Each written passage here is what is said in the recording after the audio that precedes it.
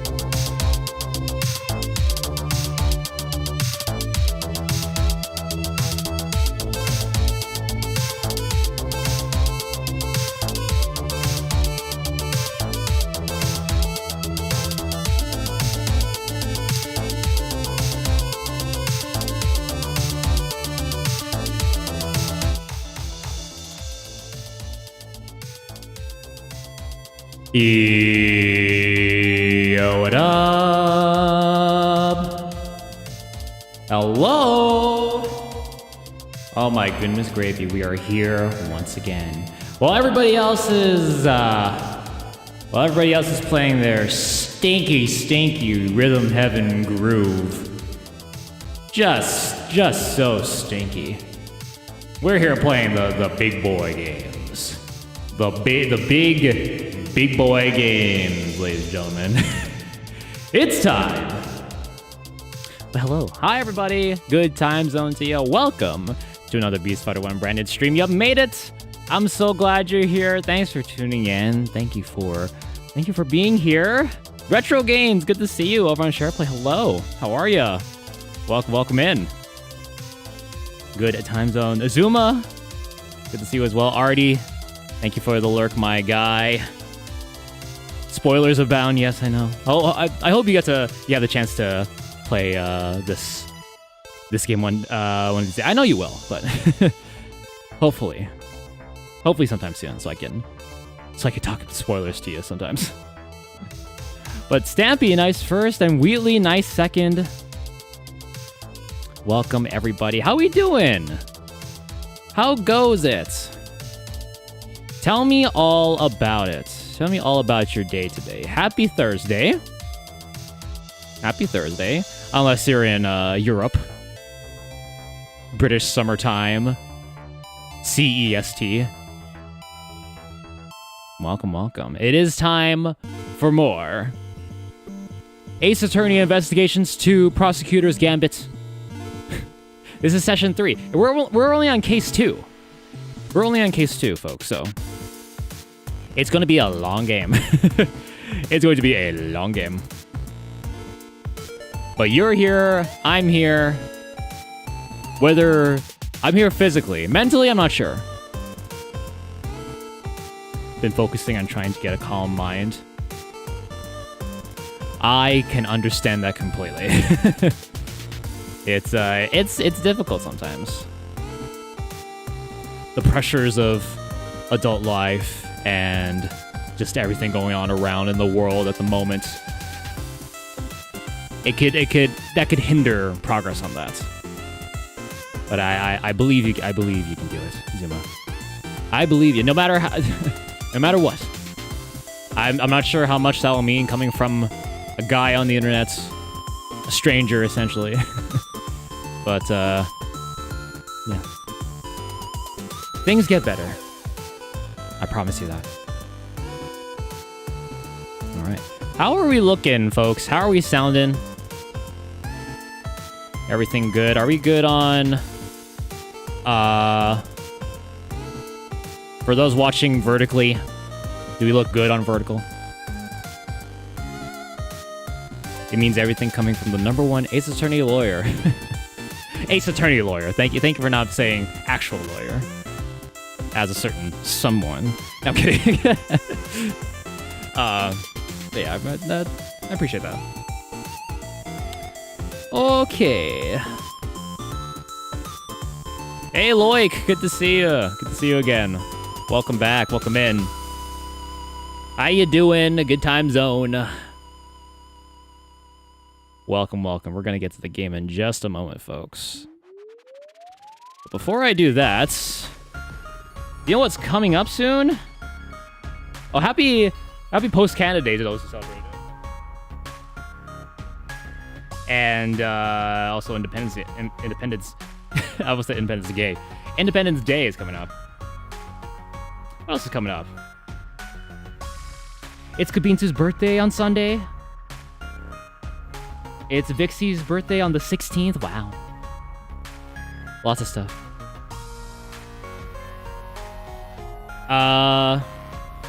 I'm alright. How's you? Doing alright. Doing okay. Again, I woke up a little later than I wanted to, but I got some more resumes sent out. Again, it's just a waiting game at this point, but hopefully something gets at least gets back to me. I was talking about this with Freds the other day, where, you know, I respect the employers who send out a letter of rejection, an email of rejection, rather than the ones that just don't say anything outright, because at least I'll know. At least I know. They have the decency to let me know that, you know, they won't go forward. And that, while that is disheartening to read, it is, you know, it is at least confirmation. You know? So that I don't have to have that, like, rustling around in my head being like, oh, did I look at it?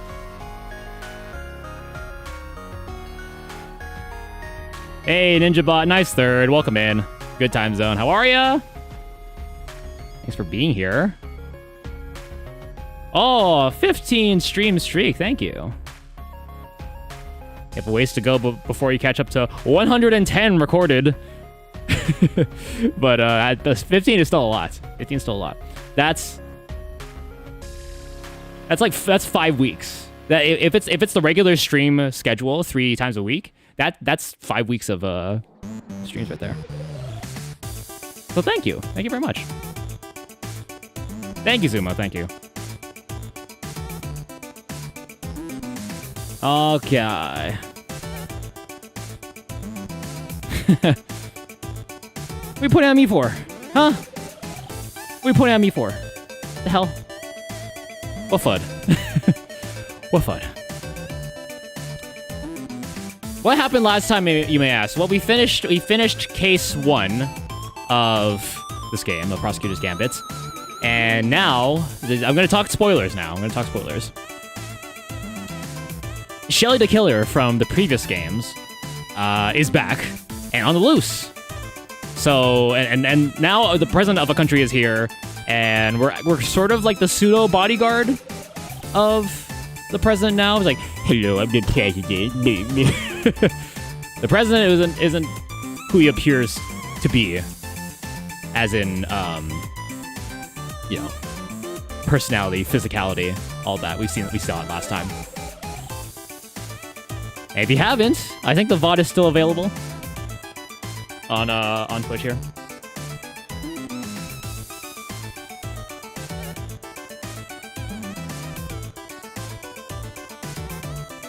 Okay.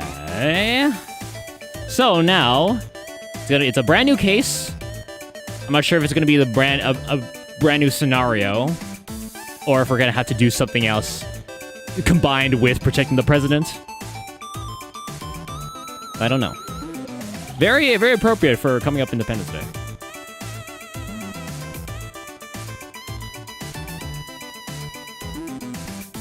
But regardless, you think we should get started? I am in a VC for friends to join in on the voice acting.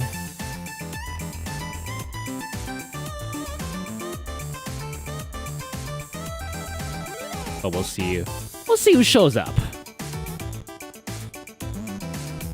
If not, that's fine. I've been having a blast with the voices, anyways. It's been fun.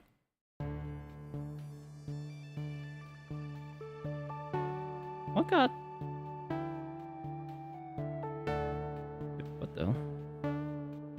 Hold on. Hold up. We them boys. Hold up. We making noise.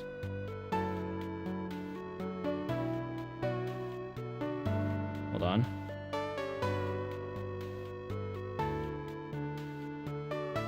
Oh, that's right. Do I not get that back? Oh, never mind. Never mind. Let's do it, folks. Let's not waste any more time. Just got a kind of distressing notification, but it turns out it was something that was planned. So it looked distressing at first, but then I checked it and I'm just like, oh, okay. I planned that. Frickin' dude, don't get me frickin' started on the Amber alerts. They are important alerts, but just in the middle of it's like, I'm like, oh God. I mean, I hope they're okay, but you really have to. Oh, whoa, mouse, please. Let's. As always, no spoilers for these games. No spoilers or backseating. Please let me figure out the stuff on my own, unless I am explicitly asking. I do tend to think out loud for some parts, but that is not an invitation to tell me what to do or backseat or anything like that. If you know what comes up, keep it to yourself. No spoilers and no backseating. Thank you. Let's Meteor happens. Hi-Fi, good to see ya. Thank you for the giant. Yo, what up? maybe like this. Yo, what up? How ridiculous is my face whenever I do something like that? I hope it's goofy as hell. How are you, Hi-Fi? Welcome in, dude.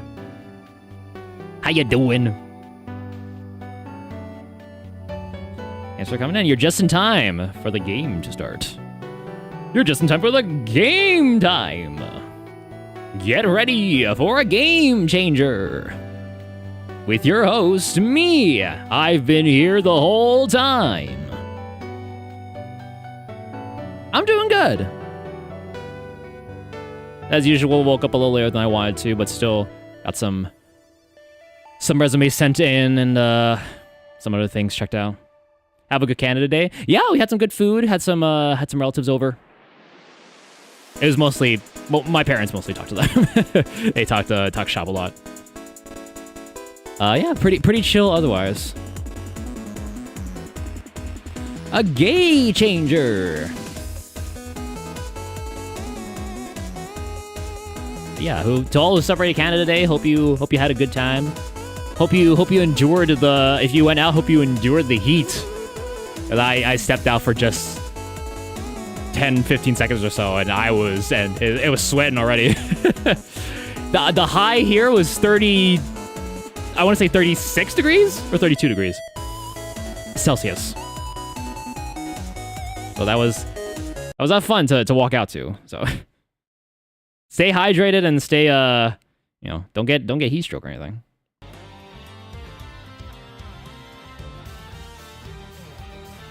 But regardless, let's cool off with some potential moida. Or at episode 2, the captive turnabout. In the beginning, there was an opening. Hydrate or hydrate or dihydrate. All right, let's turn that on. And we are good to go. Episode 2, the captive turnabout. Let's go. How's Vertical looking? What's up, Vertical? Episode 2, the captive turnabout.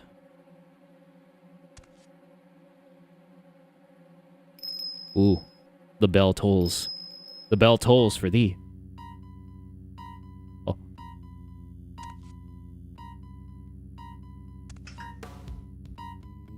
Oh. Oh.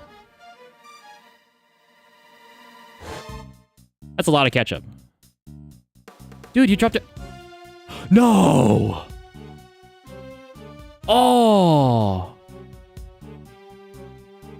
Is he dead? We just met him in the first case. Oh.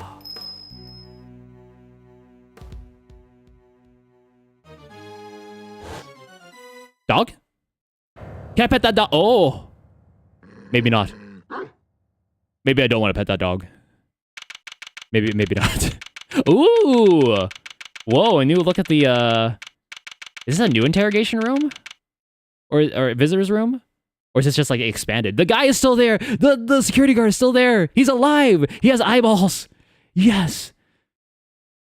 He's just like me for real, for real. What's up, Dill? How you doing, bro? What up, what up, what up? The dog did it. Arrest him! Put handcuffs on both sets of paws. The legs. The front and the back. Oh. Still no sign of them, huh? Yeah. How long do they intend to keep us waiting? No, Mr. Edgeworth. I'm sure the guard will bring him in any second now. The killing of Bastian Rook. It's been 2 days since the incident at the park, and today we're paying a visit to the detention center. Our aim, of course, is to interview Bronco Knight, who has been charged with the murder. His trial is due to start tomorrow, and I am to be the prosecutor behind the bench. What's taking so long? You there! What's going on? I don't know, sir. We've got a situation. Oh, it's Knight. He's been killed. What? Again? Another one?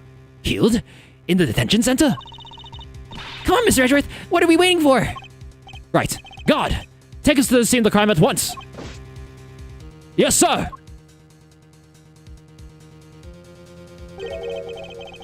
So it didn't happen in the Holden cells? But surely that was where he was being held. What's the holdup? The crime scene's this way. In the vault? Where are you taking us? Doesn't this door lead to the prison proper? Yes. You mean those other cells aren't part of the prison? Not exactly, no. These are the detention center's holding cells. That's where defendants are kept while they're awaiting trial. The area beyond this door serves a rather different purpose. Yeah, it's where the people who are convicted serve out their time. I suppose you could say it's the last place a great thief should ever want to be. I've unlocked it, sir. Please, follow me. Happened in here? Oh, stone. Well, what the hell? Oh, shoot. That's Knight, all right. But he's dead. How could this have happened? And how did he wind up inside the prison proper? That's true. What? March 27, 10:32 a.m. A prison workshop. Prison workshop. It is. I guess it is a workshop. This is horrible. How did Mr. Knight get himself murdered? I can hardly believe it myself, but there can be no doubting the evidence of our own eyes. And what's he doing here? I thought he was being held in the detention center, no? He was. He must have been. His trial hadn't even begun yet. The law states that until convicted, suspects are to be kept in cells separate from the main prison. Only those who have been found guilty are sent to their prison proper. There's no way Knight should have been in here. Maybe he wandered his way over. Through that vault? The detention center and the prison are separated not only by two heavy doors, but also a lengthy corridor. That would have been a long way to wander, especially for a detainee. Okay, we got a map. I suppose we better take a closer look at Knight's body. We'll need to examine the scene of the crime carefully if you want to get to the bottom of this. Begin investigation! My goodness, he's dead. Are you right? If you talk to the guard some more, we could look. Let's look from left to right. Let's go everywhere but the body here. These seem to be lists of prisoner reservations for this workshop. What are all these numbers, Mr. Edgeworth? Prisoner numbers, I imagine. I'd hate to be given a number like that. I rather agree. People are meant to have names. I'd much rather be called Great Thief or the Second Yatagarasu. That's how you will address K from this point on, everybody. All right, no name for you then, I guess. I will not call you that. Anything out of the ordinary to report, officer? What's up, Reba? Reba. Kamari. Good to see you. Welcome. Hello. How you doing? We're playing Miles Edgeworth for the first time. Yes, sir. There is this one thing. Go on. There's a body in the workshop, sir. He's right. That's definitely out of the ordinary. If anything else occurs to you, you know where to find me. He meant anything else. You doofus. Atata Gumshoe. Yes, sir. The victim. Arrested for murder on the afternoon of the 25th and killed on the morning of the 27th. Talk about instant karma. Never would have thought our prep would turn into a victim himself, though. Yes, I don't like this at all. You don't think it was that ice cream guy, do you, sir? Knight has seen his face, right? Maybe you couldn't afford to let him live. Shelley the killer, you mean? No. If this were his doing, he surely would have left a calling card. And besides, Knight isn't the only one who knows what he looks like. We do too. Oh yeah, and I guess we're still alive, so... Still, this is a high-security facility. I just don't understand how it was even possible. Tell me about the prison. Guess it makes sense having the detention center and the prison in the same building. Means they could share the visitor's room. Indeed. It's an unusual design, but certainly convenient for anyone visiting. Yeah, but then, why have two different areas in the first place? For the two different classes of detainees, of course. Those pre-trial and those post-trial. The two facilities may be housed in the same building in this case, but they're actually quite different. Well, all I know is that they're both cramped and dark, and don't let you leave when you want. Perhaps spending a night in each would help clarify the differences between them. No, I'm good, thanks. Oh, you jest. I keep getting these. What's this one? Oh, it's the email. Okay, got it. What's this? This part of the floor is covered with dirt. You know what that means, sir? Footprints. Too many footprints, unfortunately. We'll need a specialist to identify them. Guess we just gotta wait until forensics gets here. Yes, and in the meantime, if you could refrain from treading all over it. Wouldn't want to slip up and get the old jacket dirty, huh? Good point, Mr. Edgeworth, thanks. I'm the one in the dirt right now. Physically, if you could see, I'm there. Gumshoe is clearly out of the dirt, so. My concern was for the footprints, not your jacket, detective. But by proxy. By proxy, though. Is this a whip? Von Karma? What is this?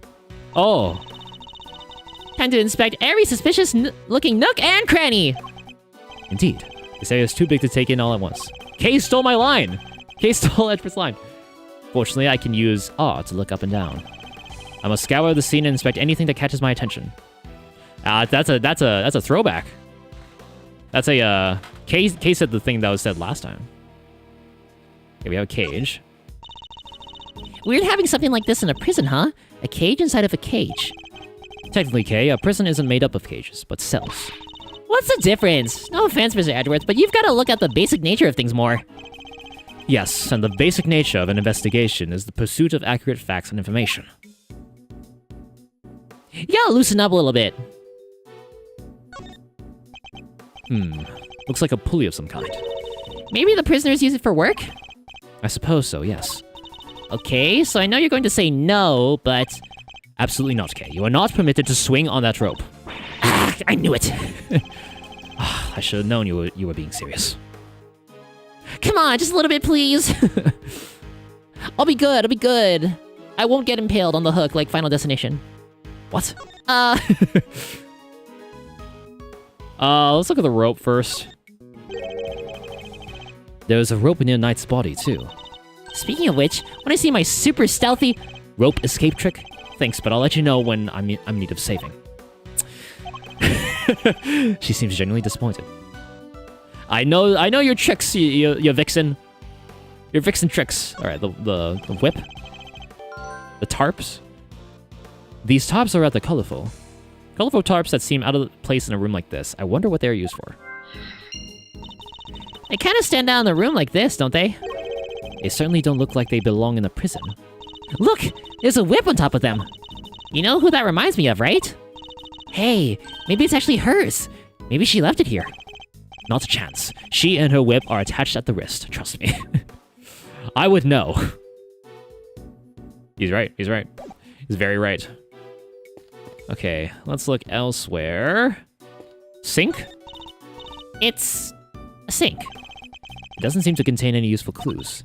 Nope. No whiff of treasure either. You do know we're not actually looking for treasure, right? I am. Hush hush about what you're doing. What's with all the weird equipment? I'm not sure, but I don't see anything particularly suspicious here.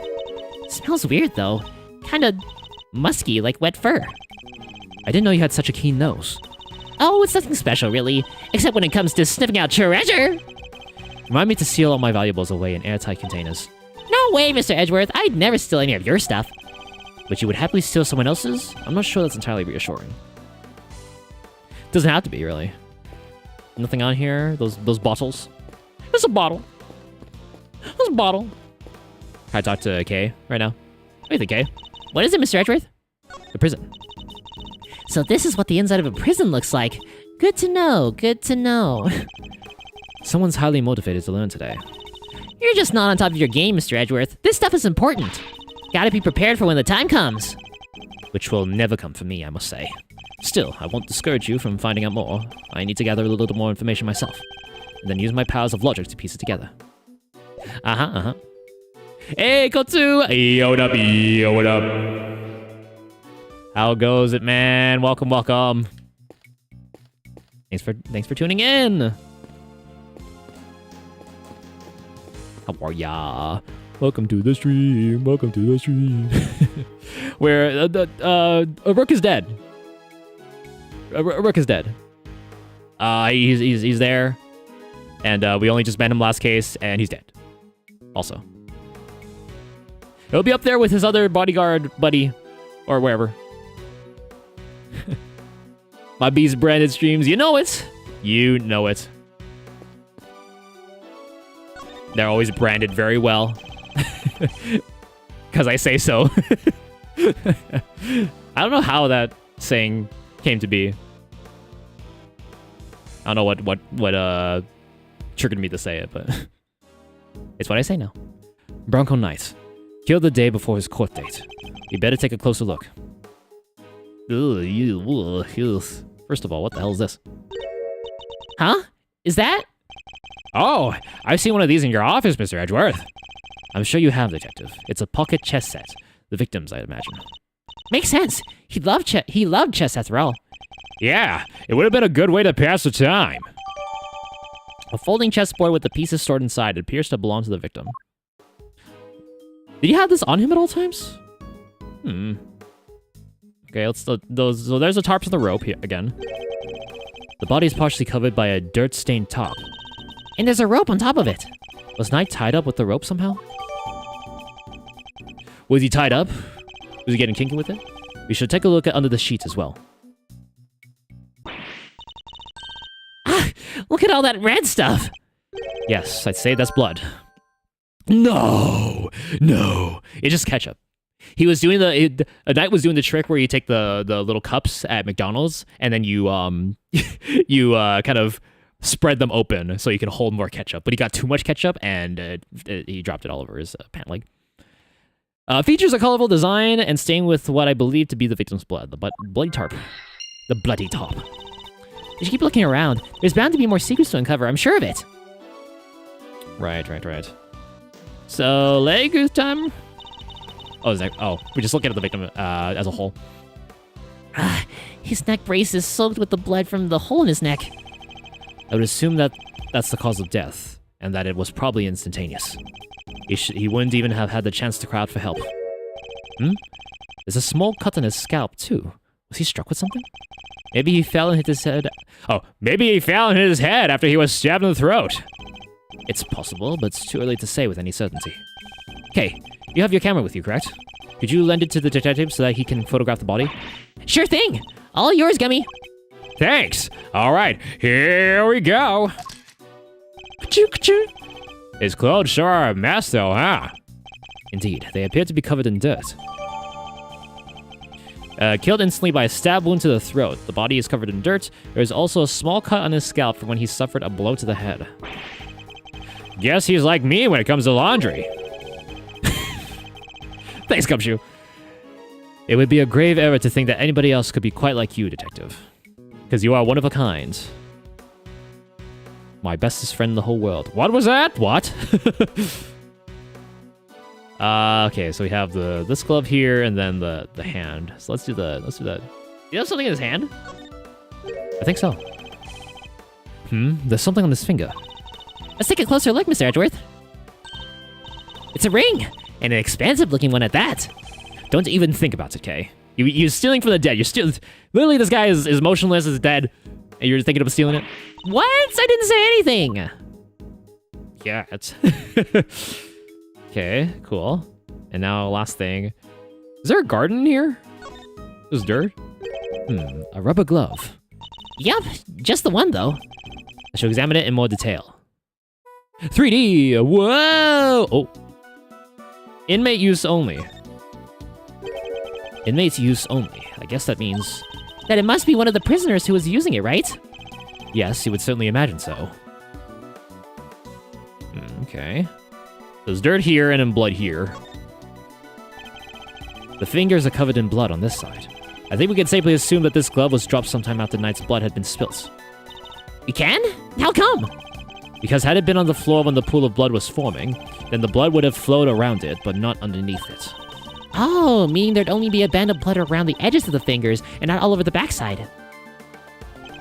Assuming the glove was discarded after the blood had pooled around the body. Maybe our murderer ditched it after they did the deed.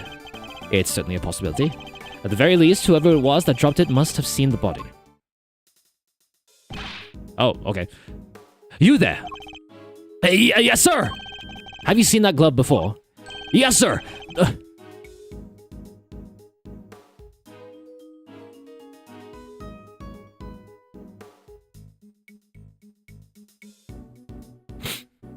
Ah, damn it. Yes, sir! The prisoners wear them for work. It's strange, though. Prisoners issued with those gloves are under strict orders to keep them in their cells. They aren't allowed to take them out, without permission, and we always check. I suppose that would explain why there aren't any other gloves in the workshop. Only one glove was found at the crime scene. Prison issued equipment for working inmates, stained with blood and mud. Blood and mud. Needs more mud. Hey, look at this some more. I think we've looked at everything. We know that it's stained with blood and mud, so that's enough at least. Okay, now all that's left to do is connect everything, because I don't think there's anything else down here. Talk with. Anything with Gumshoe? Nope. Anything with K? Oh, nope, the wrong button. That's fine. Bloody tarp, pile of tarps. That's the only thing. It came from that pile. Yeah. These tops have a pretty distinct design. In fact, It's the same design as the bloody tarp around Mr. Knight's body. Yes, you took the words right out of my mouth. Stop doing that. You might be next. What, Mr. Edgeworth? That'll teach you for being so careless, Mr. Edgeworth. You need to keep your treasures close when there's a great thief around. I thought you were on sabbatical. Yeah, she was on break, wasn't she? Colorful tar found by the victim's body. Some of these were being stored in Workshop A. Okay. Not a bad bit of evidence gathering. We only found 2 logic pieces, but that's fine. Ha! Nothing can stop us when we're on the hunt together, right, Gummy? You betcha! We're unstoppable! A regular 3 musketeers! Let's not get carried away, Detective. There's one thing we still haven't found. Huh? Oh, what do you mean, sir? What's missing from this crime scene? Blood footprints on the... Well, we have blood. We don't... There's too many footprints, so I guess it's a murder weapon. I see no sign of a murder weapon anywhere. Hey, you're right! I didn't even think about that! Come now, Detective. I would have thought it was the chessboard. The portable chessboard. Come now, Detective. These are basic investigative principles we're talking about here. Yeah, I guess. Sorry, sir. Don't worry, Gummy. It hadn't crossed my mind either. A fact that hardly puts my mind at ease, Kay. Items that could prove even potentially lethal are strictly controlled within a prison. After all, we wouldn't want the inmates getting their hands on them, would we? Which means acquiring a murder weapon would be hard enough, let alone leaving the scene with one. Oh yeah! Nice thinking, Mr. Edgeworth. What was the murder weapon, and where has it gone? The answers to these questions may be the keys to figuring out what happened here. It most definitely will be. Didn't know the guy had a whole entourage. Oh, hello.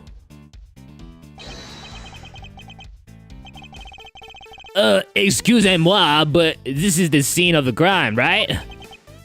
Yo! Wait a second. Are you? No way. Those piercing eyes. That furrowed brow.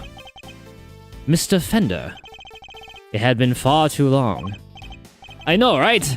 But even that... Mr. Fender? Fender? This is a new character, right? But even after all this time, I'd know that bow anywhere. And that neck wear-obs. I don't know what your nationality is. Manfred von Karma, the man, the legend. Gotta say, I didn't expect to see you here. Oh. Hold it! What are you talking about, pal? This is Mr. Edgeworth, not that old geezer. Detective, please. Edgeworth? Wow! Guess that explains the fresh face. Can't blame a guy for mixing the two up, though. You're the splitting image of the old devil in his day. I see you haven't changed. How many years has it been? Man, good question. But who's counting, eh? Been away traveling so long I lost track. You know how it is. But you know what I remember? You betraying everything you were supposed to stand for. Oh, shoot. Whoa, where did that come from? And who are you anyway? This is Eddie Fender. He's a defender. Eddie Fender. He's a defense attorney. Oh, yeah, is he now? Is he? Oh, okay.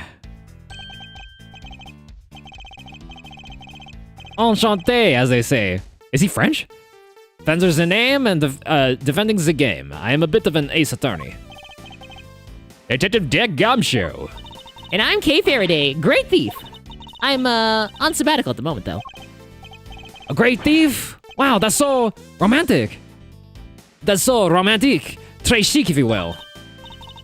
Right? It's nice to finally meet someone who gets it.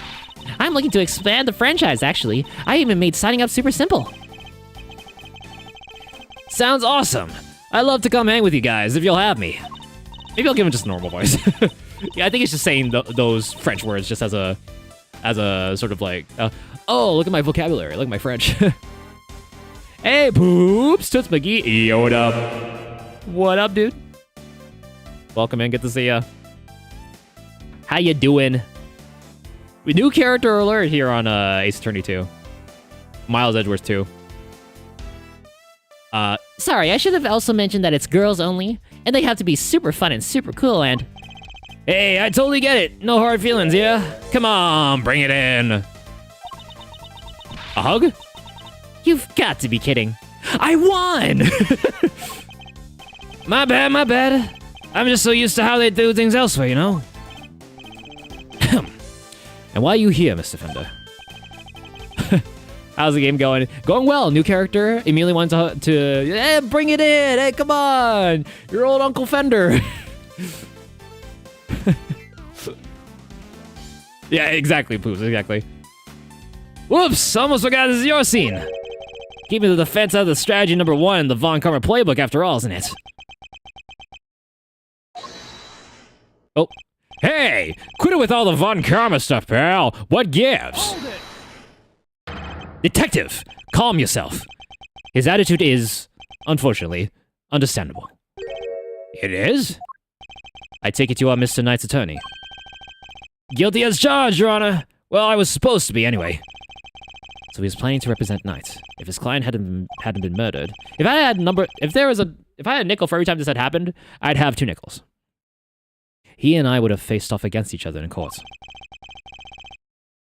This guy's a lawyer? He's Eddie Fender. He's a defender, and he's Eddie Fender, and he's a defense attorney. So, I better see what he has to say for himself. He's a defender. Eddie Fender. Alright, let's talk to him some more then. What's your current case, buddy? So the victim asked you to represent him. Sure did. We were supposed to have a little chat today. As was I. But a guard showed up instead and told us about his body. Told us that his body had been found. Shrugs a lot. Oh! Octopus sausage! Octopus hot dog! I'm as bummed about it as you. Even brought him some weenies to cheer him up. Mr. Fender, you know you can't bring food into the prison. Oh yeah. Well, it's here now. Want some? Little vice I picked up on my travels. So Moorish. No, thank you. Fine, you do you. What are you doing here anyhow? Don't tell me you wanted to hear Knight's side. Von Karma was always more of a convict the defendant at all costs guy. He didn't teach you that? That was a long time ago. If you say so. Sure you don't want any weenies? No, thank you. I want some. I'll take it. I'll take some. Come on, Mr. Edgeworth. Cute little weenies, octopus weenies. Have you met with your client previously? Yes, indeed, Your Honor. Just yesterday, in fact. The Bronxster called me the minute he was arrested. Sounded really freaked out, man. Oh yeah, mentioned your little performance, too. According to him, you really made a nuisance of yourself. And not a kind word was spoken, I'm sure. Well, sticks and stones and all that. I'm rubber, you're glue. Boy, did he not like you. Trash talked you something fierce. Can't say I didn't join in the fun, though. Fun? How dare you, Mr. Fender? Lighten up, kid. I'm kind of a fixture in the visitors' room here. And I don't think I ever had that much of a gas. Oh, so you fart a lot? You come here often? You come here often? Come here a lot? Hey, don't get the wrong idea, little sis. I'm never on the wrong side of the bars. Just happen to know someone who is. A visitor's room is usually where I'm at. Why does he use a lot of air quotes? But this isn't exactly my first time in the clink either. In which case, I better ask him what he knows about this room. All right. Tell me, what do you know about the scene of the crime? Huh? Oh, this room? No, dude. What do you know about it? I'll give you 3 choices.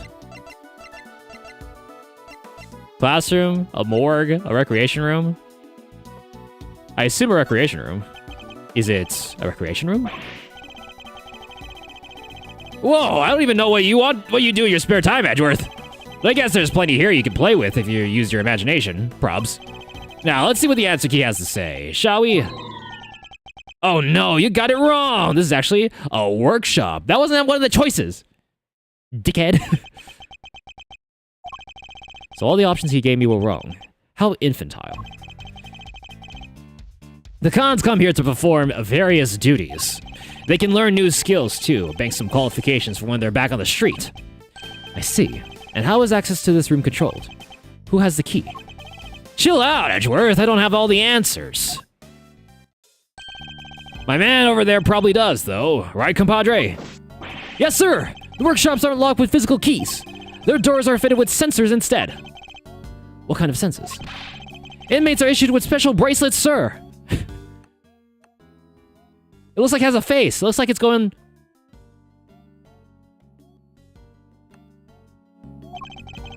When they walk through the workshop door, the sensor checks their bracelet, and if they're not supposed to be there, ding-a-ling-a-ling-a-ling-a-ling, an alarm sounds. If they let it ring for too long, then bzzz, they get a real shock, if you know what I mean. And if they try to break or remove the bracelet, bzzz, a shock 3 times worse than that. What? That's brutal. Yeah, exactly, Poops. Exactly, hold on. Yep. There we go, there it is. Perfect resemblance. If they wish to pass through a door like this one, prisoners need to be accompanied by a guard. We disable the sensor for them and let them in. You get all that? Have any prisoners used this workshop today? No, sir. No one's been in here for days. I'd know if they had. Oh. So no prisoners have entered, let alone used, this workshop today. Look at that door. Fitted to each workshop's door, they detect and react to prisoners' bracelets by raising the alarm. Which means that there's a contradiction in this crime scene. Namely, there's something here that shouldn't be. I'll take another quick look over the crime scene and employ my powers of deduction to solve this mystery. All right, let's have a look again, shall we? Let's have a look. I must scour the scene and inspect anything that catches my attention. Nook and Granny! He's not wearing a bracelet, I take it. Can you look under this tarp some more? Oh, the red stuff. Red as red can be. Red as red can be! Yes, because it's blood. A rope and a bloody sheet. I wonder what else we'll find. You won't know until we take a careful look around. It's a bracelet, right? So it should be on the wrist. There's something on his finger. It's a ring. On the other side, then? So if it's a bracelet we're looking for, then it should be here, right? Could this be related to the evidence somehow? Yeah, he wasn't wearing a bracelet. Eureka! This piece of evidence clearly shows... Aw, really? What? Where am I looking exactly, Mr. Edgeworth? Well, around, here, somewhere. You're gonna need to be more specific than that, sir. There's something present at this crime scene that shouldn't be here. Oh, no, you're right. It would be... Well, him entirely, but also... The glove? Eureka! What? Hold on. I know about this completely, yes. Yes, I do.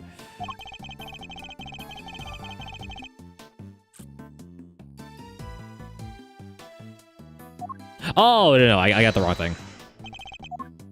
I think I had the right piece of evidence. I just had I had the right location. I just had the wrong piece of evidence. There we go. Because it is for inmate use only. Prisoners aren't able to come and go from this workshop as they please. The door sensor would detect their bracelets, and the alarm would sound. What's more, according to the guard, no prisoners were authorized to be in the room at all today. And yet, here we have a rubber glove, of the kind issued to inmates. This is a clear contradiction. So where did the glove come from, sir? I don't know, detective. Not yet, anyway. All I know for now is that the glove is a valuable piece of evidence. Complete! Give me my health back. Thank you. Give me my sanity, my reputation back. You! Apart from the prisoners and guards, who else has access to this room? No one, sir. This is a prison after all. Prisoners and guards are pretty much all there is. Mr. Fender?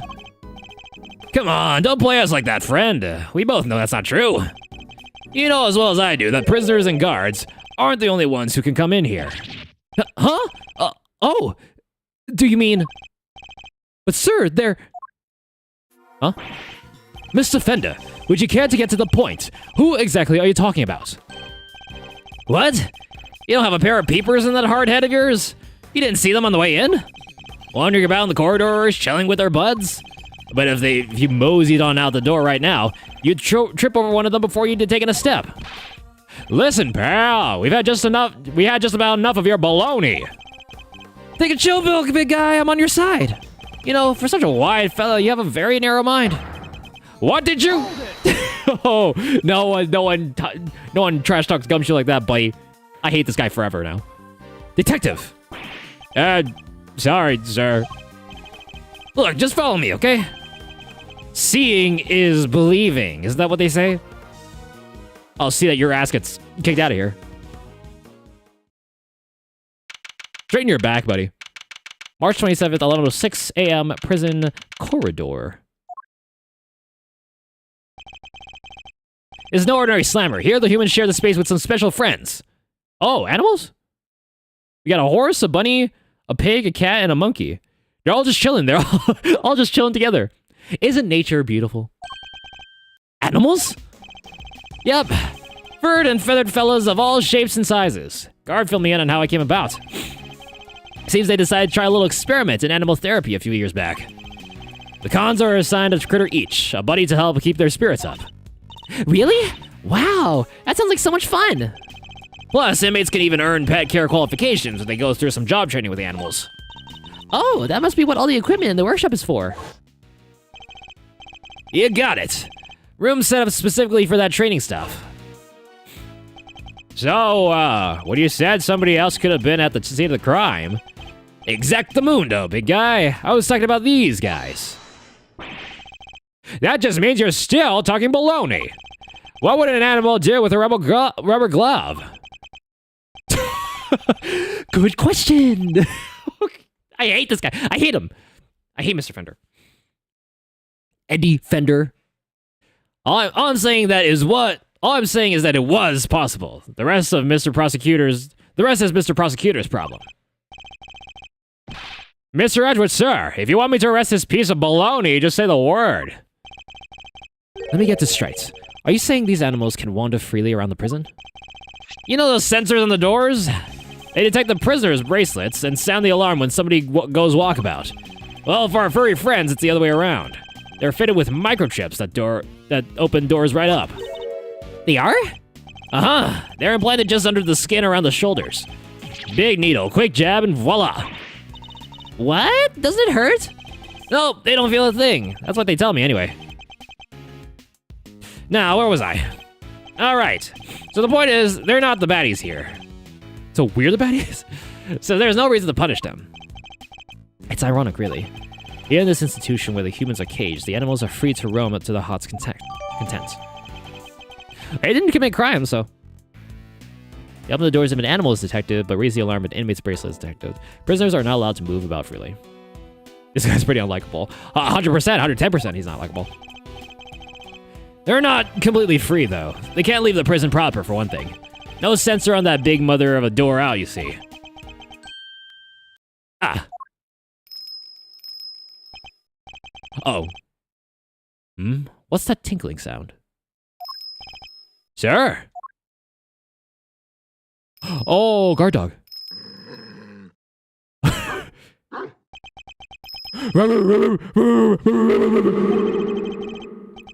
Just look at that thing. Is that a bell around its neck? That explains the sound, I suppose.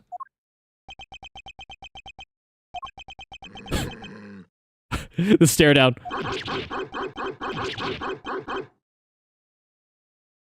Come again? Mr. Edgeworth, are you seriously trying to stare it down? I refuse to lose to a dog. Not for nothing, sir, but your dog handling skills could use some work. Leave it to a pro. I know how to treat them right. Come on now, come to Gummy.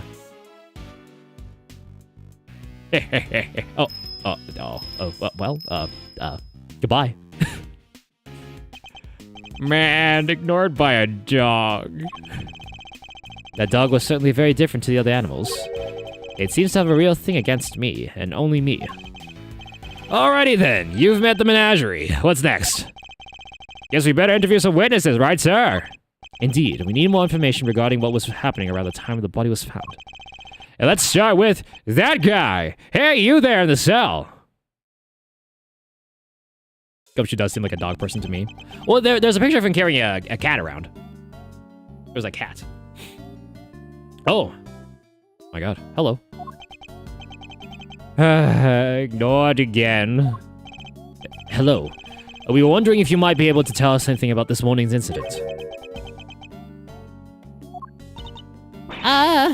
Is anyone else a little afraid of this guy? Not a big talker, huh? It's alright, man. I'm on your side here. Let's start with a handshake, huh? Maybe a hug to break the ice. Oh, he hugs everybody. Seconds out. What's that supposed to mean? Seconds out? Hey, I get it, man. Not everyone's the hugging type. I'm cool with that. Oh. What the? Oh, I love this thing. I love it. Oh, he's moving around a lot. Oh, look at it. Look at that bear. Look at that thing. He's cute. Look at him. He's a cutie. Exactly like that. Exactly like this. We found it. We found every emoji known to man in this game. 1 round, 10 reps each. What is this man up to?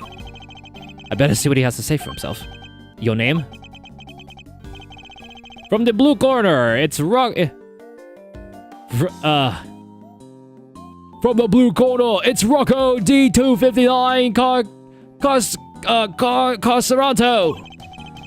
Don't mind if I keep moving, do you, boss? Fighter can't let this heart rate drop, see?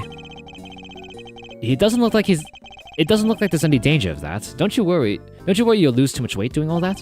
Gotta make weight before a fight, boss. Won't even make it to the ring if you don't. So you're... Wait, I get it. You gotta be a boxer, right? Was, back in the day. Well, it's good to stay fit and fit. Leastways, that's how I see it. So is the bear part of your training too? He looks kind of like an apron. It's so cute. Ain't nothing cute about Teddy. Here's my partner, see? Here's my partner, see? Here's my partner, see? This here polar bear keeps me on my toes. He seems to have loosened up a little. Now's my chance. Where were you and Teddy at the time of the incident? Come on, boss. I ain't no stoolie. And I don't know nothing no-how. I'll be the judge of that. Please answer the question. You punch drunk or something, boss? I told you. I don't know zip. So you won't play ball. Guess there's only one thing to do, huh, Mr. Edgeworth? Indeed. The more you protest his ignorance, the more certain I am that he's hiding something. Alright, let's see exactly what you do and don't know. Shall we, Mr. Carceranto? Is it time? Mind chess? Let's do it. Yeah! Zawarudo! Now let us analyze the state of play. 2 pieces. He dumps the boxing stance when he's on high alert. My guess is that things won't go well if I push too hard at these moments. When my opponent is on the offensive, I should remain calm and bide my time. He's bound to reveal an opening eventually, which is when I'll pounce. First, let's see if our friend here knows anything about the incident.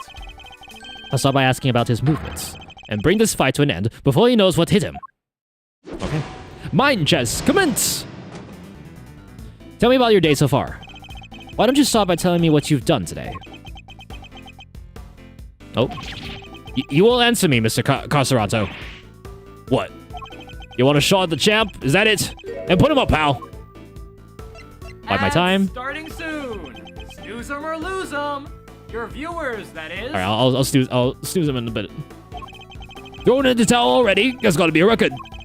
Fisticuffs is hardly my style, but I'm more than happy to take you on in the game of chess. Incidentally, don't you get tired ducking and diving like that all the time? You think I don't got the stamina, kid? Oh, you just try me. Just you try me. Oh, believe me, I will. Bye my time. He's still on high alert.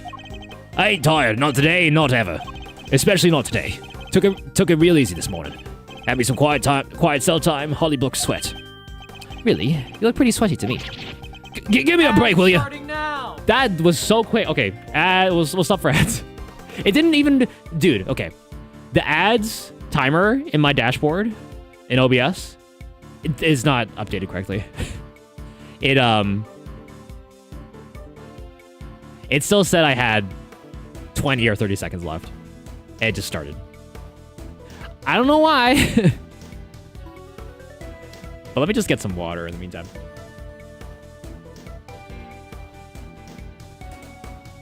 You're not getting ads because you're subscribed. Yourself currently. Okay, I'll be right back. I need to get some water. I'll be right back.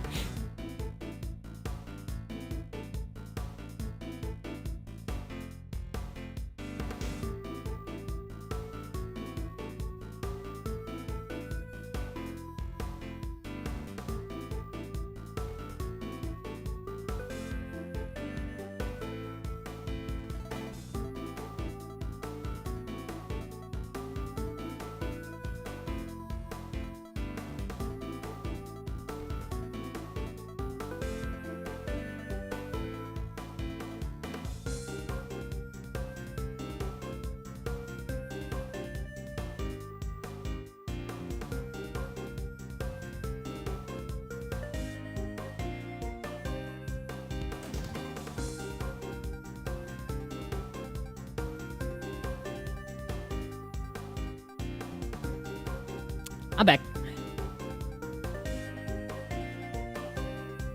Just looked at the World Cup score right now.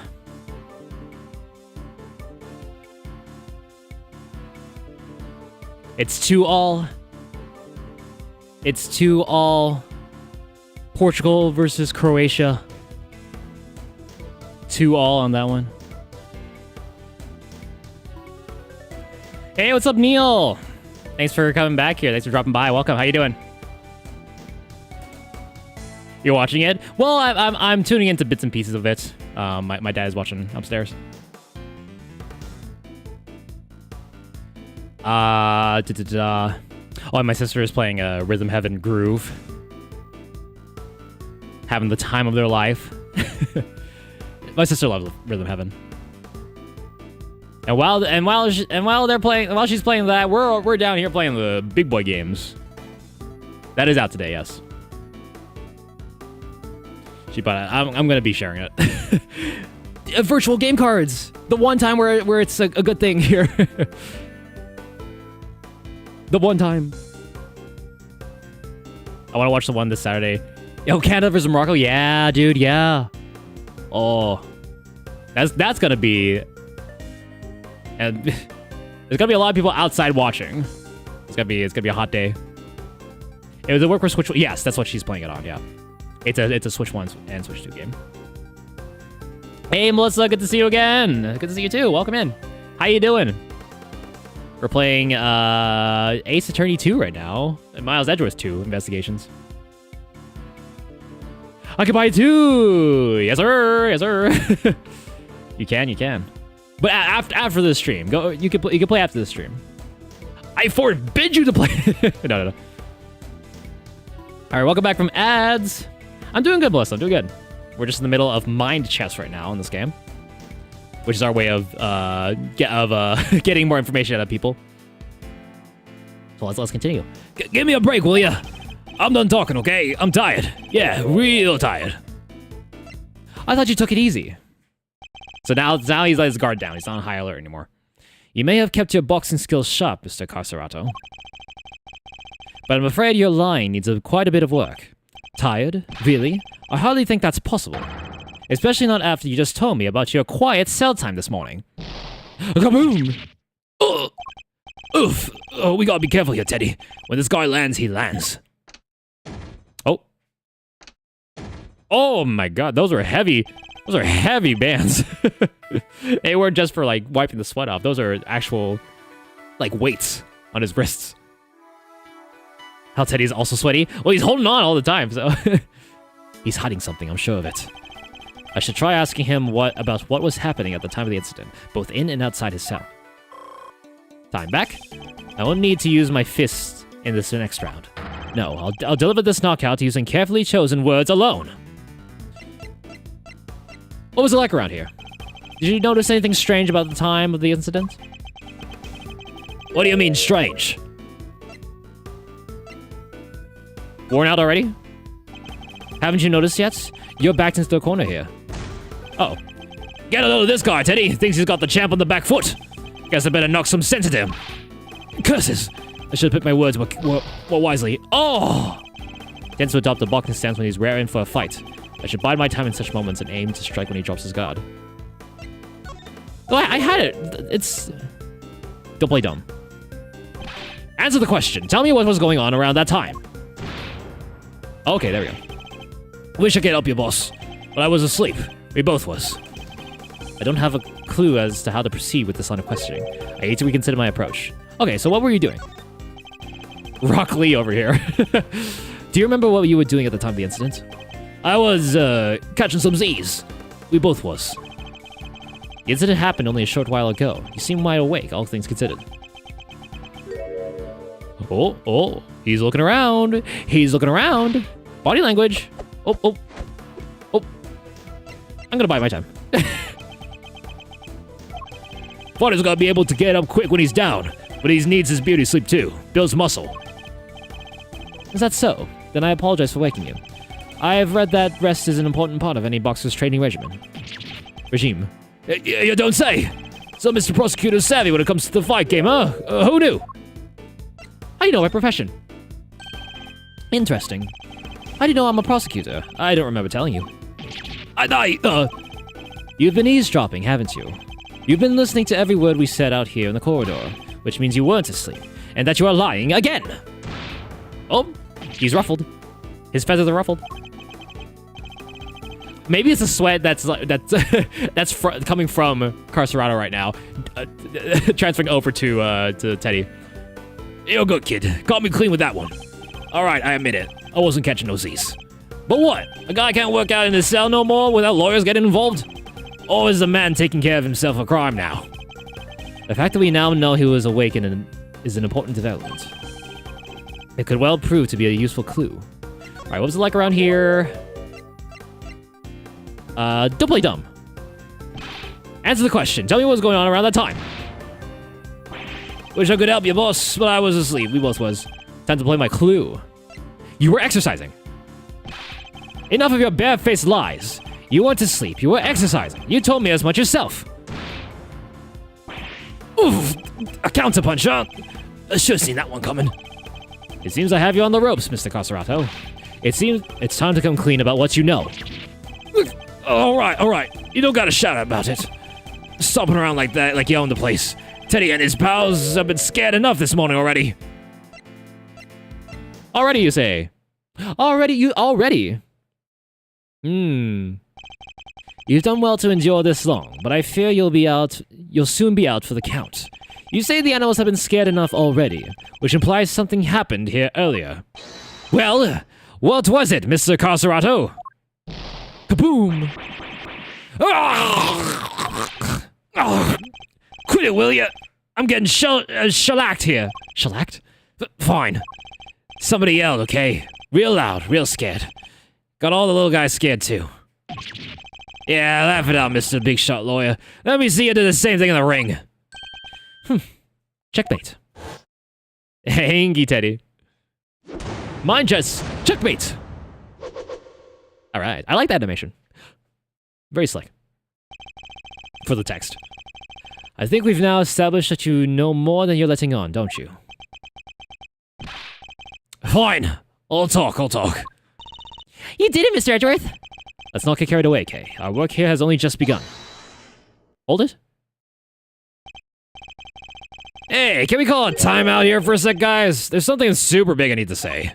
It's just, well, it's like fate brought us here today after all these years, Edgeworth. He likes to use air quotes a lot. It's a real privilege watching how you work. Eye-opening stuff, in fact. Just thought you should know that I'll be telling you-know-who what you become. Who? No who? Keen to get the lowdown, huh? Well, that's enough. This has nothing to do with Kay. Whoa! Don't have a cow, man. Don't have a cow, man. Totally tubular, dude. Why so sensitive? Report whatever you wish to whomever you wish. Just do it on somebody else's time. Whatever you say, boss man. But I think he should know at least. You know, how you've been living your life since you signed on doing things the Von Karma way. After all, you disappointed him enough for one lifetime already, am I right? I think it's Von Karma. What's he talking about, Mr. Edgeworth? Nothing that need concern you, Kay. Our focus should be on Mr. Carcerato.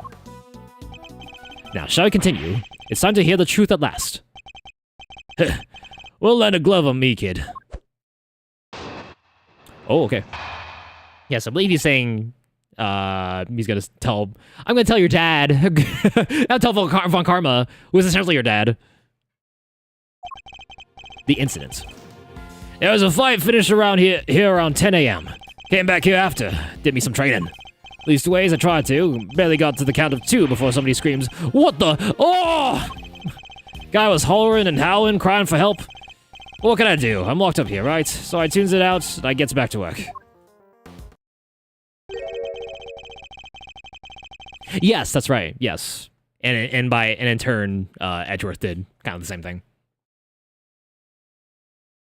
Edgeworth, and then Von Karma, and then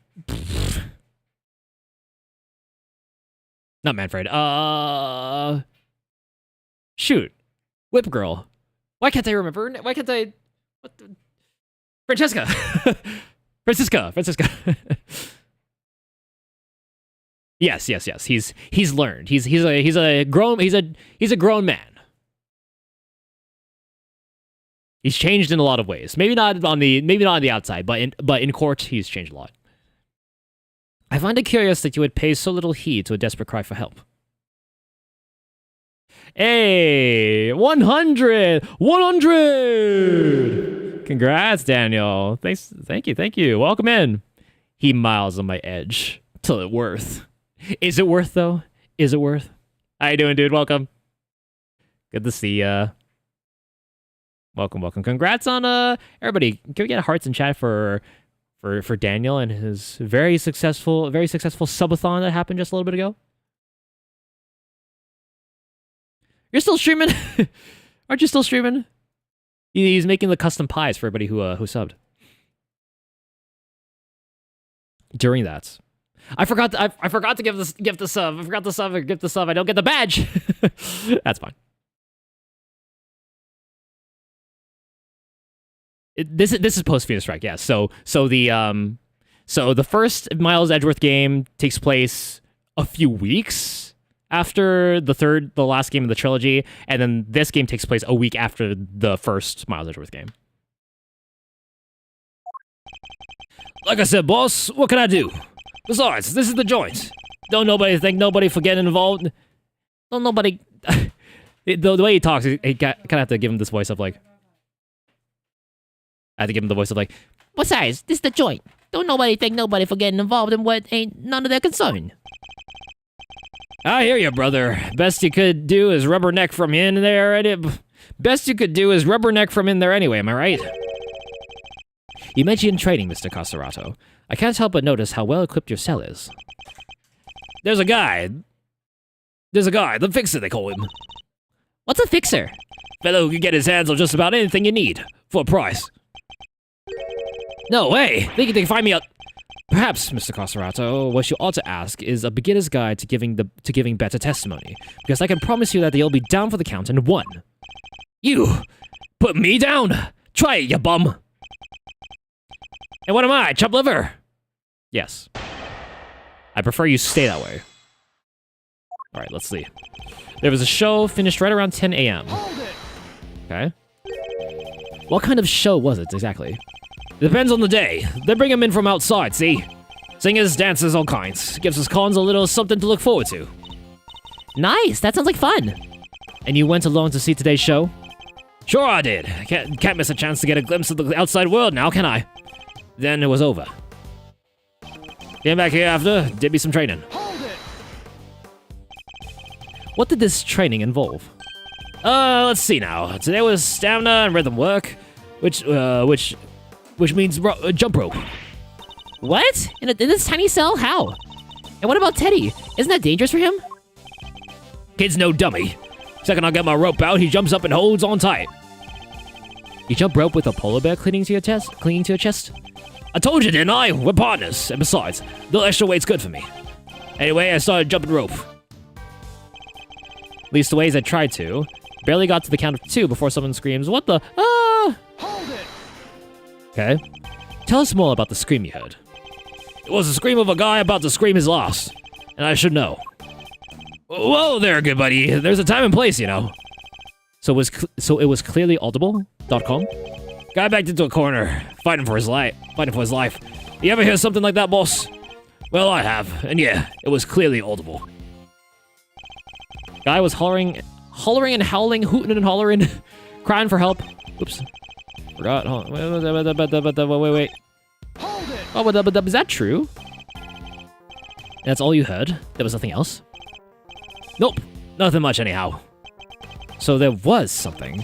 What else did the victim say? You have to tell me. Oh, I do, huh? Why don't you come over here and see if I can make you squeal like he did? Whoa. Forgive the kid here. He doesn't know when to quit. Come on, Miles. Apologize to the good man. But this is clearly important, and yet he insists on remaining infuriatingly vague. Look, friend, how about you let this slide? Please, for me? So yeah, I heard the voice like I said. Okay, we're definitely gonna have to press on that, but okay. But what can I do? I'm locked up in here, right? So I tunes it out and I gets back to work. Hold it! You were able to concentrate on your training even after hearing all that screaming. Look, if we was on the outside, maybe things would have been different. Maybe I'd have seen what I could do. But this ain't the outside. I can't go no place, even if I want to. And you didn't think to slip out from your cell to go sneak a peek? I don't think anybody else would have thought of doing that except you, Kay. If only this wasn't a prison, Mr. Knight might have lied. I somehow doubt it. Frankly speaking, there was no saving him. What? But if someone could have just gotten to him in time. Mr. Caserato is clearly lying. What I don't understand is why. Let's see what I can uncover by pointing out the contradiction in his testimony. It has to be... Is it this? Was it this one? There was something, what the victim say. Okay, so it's on 4. Okay. Guy was hollering and howling, crying for help. Oh, but it was instant, though. According to the autopsy, according to this, it was a stab wound in the throat. And then it had a blow to the head also, so it would have been instant, really. Objection! Yeah. Would have been instant. Are you listening carefully, Mr. Caserato? Oh, you trying to be cute or something? The victim died from a wound to the throat, and very quickly at that. He had neither the time nor the ability to scream as you claim he did.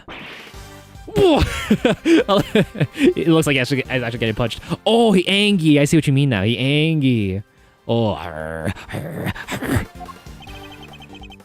You say you heard the victim's cries, and yet that would have been impossible. But there must have been a scream. He said there was. He? He said there was? Quit looking so smug, will ya? Fine, I admit it. I didn't hear nothing, alright? But the guy in the next cell did. He told me so. The next cell. Okay, talk to the other guy. What the frick? What the frick is Polly doing here? What the hell? Why is Polly serving time? Why? Why is Polly here? Polly's from the first game. Polly's from the first game. Remember, for those who remember, we interrogated Polly the parrot. Oh my god. What? Is this it isn't an animal that's supposed to be out here. But it's Polly. That's Polly. That's the Polly. Oh, look at it move though. Look at the smear frames on this one. Whoa, look at that. You mean... What do you want? I heard a scream, what of it? We came back from the show and they put us in our cells. Same as always. Then, just like I told this guy, I heard it. A scream. A real scary one. Scary how exactly? Didn't tell him the spot, I guess, but it was kinda like... Eek! Someone, anyone, quickly! Come quickly, hee-hees! Something like that.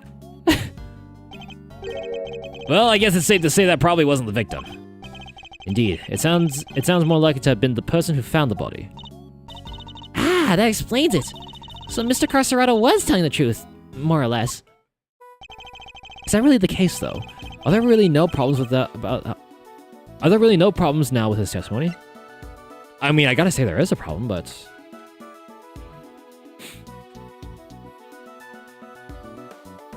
yeah, I have to say there is a problem. But what that problem is, I'm afraid a new problem has reared its head. Namely, why didn't you hear the scream yourself, Mr. Carcerado? Yeah, what gives, pal? How come you didn't hear anything when your neighbor heard it clear as day?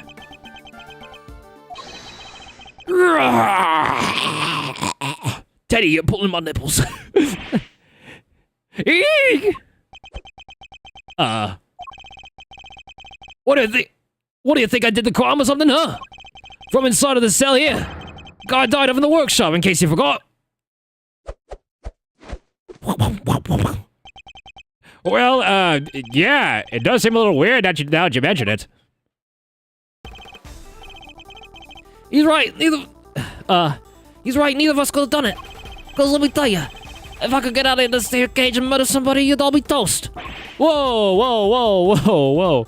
Whoa, out in the open like this. Officer? Ain't that the truth? Your bums ain't leaving this place in one piece if any of us can help it. I almost forgot these men are hardened criminals. Well, I won't be doing that again anytime soon. I'm guessing this wasn't how you saw this going, Edgeworth. What's my next move here? I won't get much more out of them in the States. Overruled? Who's there? Hello? New voice alert? New character? 2 new characters. Order in the court. Who died and made you the boss of me, huh? Can't you see we're kind of busy here?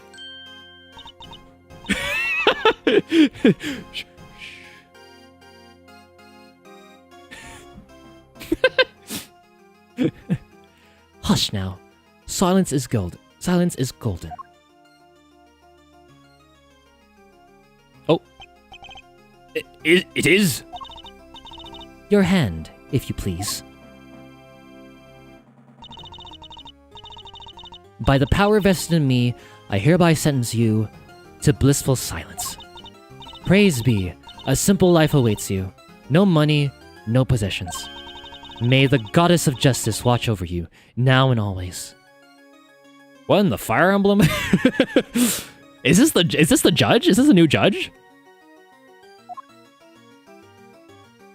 Yeah, I'll tell you, I'm into it. Guard, if you would. What? Looks like you'll be spending the night in solitary, buddy. What? Come on. Please, boss, any place but there. Oh. There is no need to be afraid, my child. If anything, you should rejoice.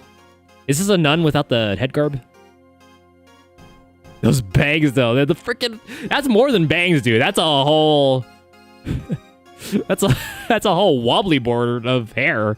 Whatever that is. It's like gum. If anything, you should rejoice. Wow. This is a blessing. A chance to redeem yourself. To be reborn. No! Teddy just fallen in. No! Give Teddy here, please. Leave Teddy here. Oh, Goddess of Justice, bless your child and keep him in your care. Oh, Holy One, we give thanks in your name. And you are? Hello. Verity Gavel.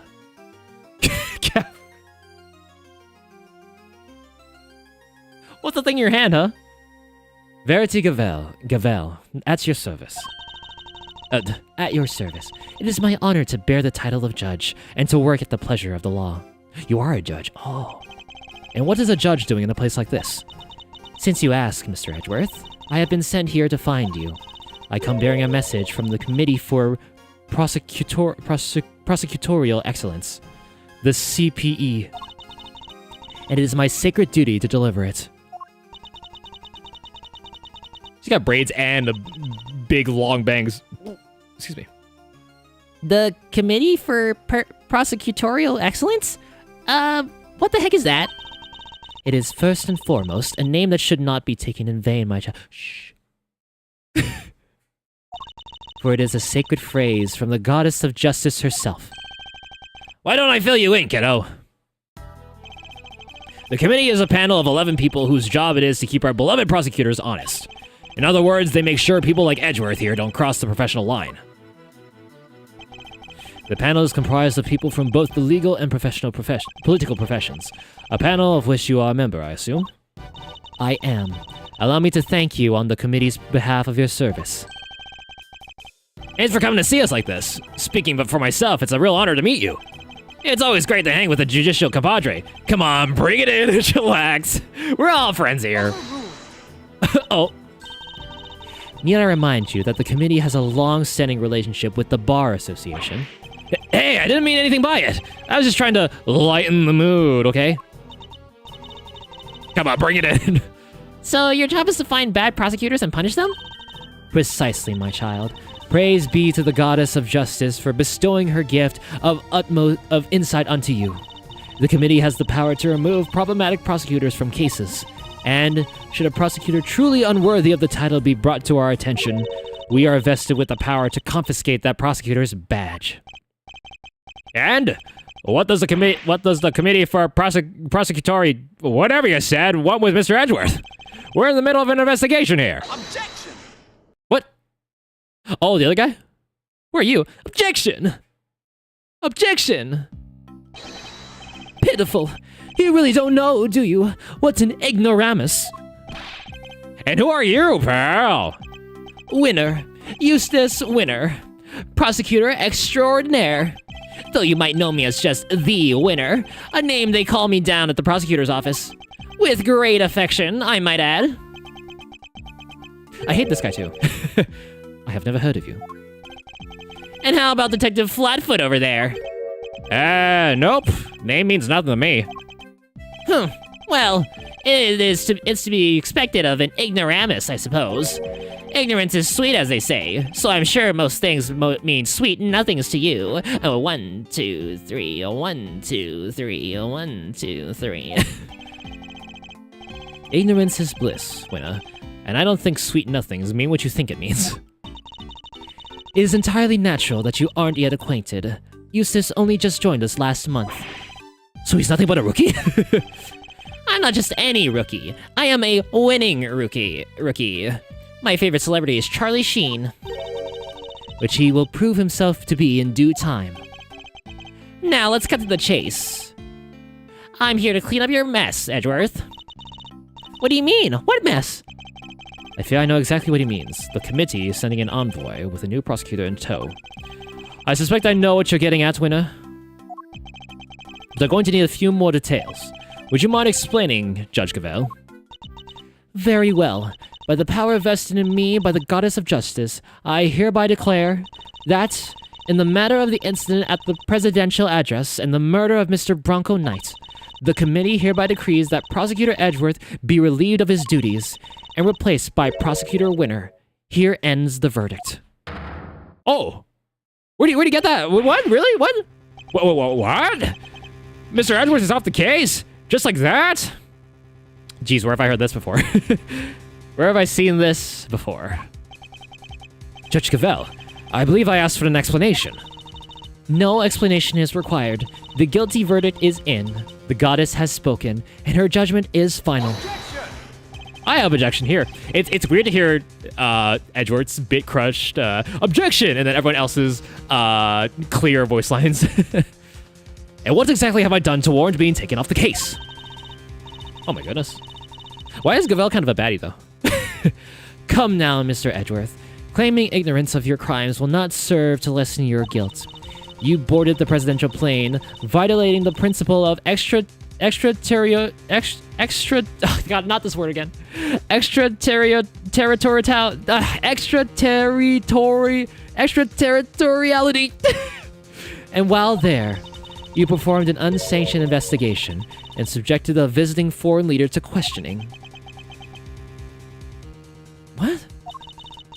But we've just proved you were one wrong move away from causing a major international incident. Oh, extendable. Oh my god. Oh, not Von Karma 2, but with a gavel. You vastly overstepped the authority of your office. To call it an abuse of power would be no understatement. I don't deny that I may have pushed the boundaries where certain rules were concerned, but there is also no denying that certain risks must be taken if one is to arrive at the truth. I refuse to concede that my actions were inappropriate. Then what you're saying is that the ends justify the means, that rules can be freely ignored? That is a very dangerous way of thinking. Yes, it is. Yes, it is. The law is absolute. It is not to be bent to your whims. Oh, no, think. Forgive me, but not all of us believe as you do. Is that so? How unfortunate. Still, it changes nothing. Oh god. When a trial ends, the hammer falls. Be you defendant or attorney, even if the verdict seems irrational, nothing more can be done. Nothing, that is, but to give thanks to the goddess of justice, divine grace. Unless you wish to appeal. To do so would be to risk your badge, of course. So you mean to take my badge if I don't play along? Whoa, tough break, Edgeworth. I see you've accepted your fate. Good. Guards, if you would be so kind as to escort him out. Oh god. Oh. No! Stop! What are you doing, detective? I'm in charge now. I'm in charge here now, so you do as I say and move out of the way. What? You're not the boss of me! Unluckily for you, Flatfoot, that's exactly what I am. They're holding all the cards here. I don't stand a chance. Detective Gumshoe, do as Mr. Winner says. But, sir... Judge Gavel. Yes, Mr. Edgeworth? The committee's decision is beyond irrational, so yes, I do plan to appeal. We haven't heard the last of this. Duly noted. Until we meet again, then. Let's go, Kay. We're leaving. Right. Oh, and remember, you know who will be getting a full report on all this. Whose side is this guy on, dude? To be continued. All right. Save, yes, of course. All right, we still have some time. Still have plenty of time. Plenty of time. We will go on. We'll move on. Man. I said, how could this get any worse? And it's already gotten much, much worse. We're off the case again. But we'll get back, I'm sure. We'll get back. March 28th, 9:45 a.m. This is the next day, I believe. Hi, Prosecutor's office. Room 1202. I still can't believe what happened yesterday. It was terrible, the way those two treated you. Now, let's cut to the chase. I'm here to clean up your mess, Edgeworth. The committee hereby decrees that Prosecutor Edgeworth be relieved of his duties and replaced by Prosecutor Winter. Here ends the verdict. Judge Cavell and Mr. Winter certainly didn't mince their words, but that's not what concerns me right now. You did appeal. I'm more worried about the committee's reason for doing what they did, and what they might do next. I suspect it won't be good. Yes, she was a judge, yes, the gavel, yeah. Earth to Edgeworth! Earth to Mr. Edgeworth! Are you listening to me? Yes, of course. So this is it? You're giving up on the Bronco Knight case? No, I have no intention of doing any such thing. To walk away from the case would be to tactically accept the committee's decision. The only problem is that I don't have the authority to continue investigating. So let's do it anyway! Hello? Yes, what is it, Detective? I've got some bad news, sir! Word down at the precinct is, they just arrested somebody for Knight's murder! What? Do you know who it is? No, but I heard they're being held in the detention center. Maybe you could go talk to whoever it is. Good idea. Let's get down there, Mr. Edgeworth. How can you hear? Is the phone that loud? Even without the authority to investigate, surely I could still pay a suspect an innocent visit. All right, we're on our way. Me too. I'll see you there, sir. But won't you be missed, Detective? Nah, everyone's busy in the prison going over the crime scene anyway. Good. Then we'll see you shortly. Hey, our big break. Just a day later. Yes, sir.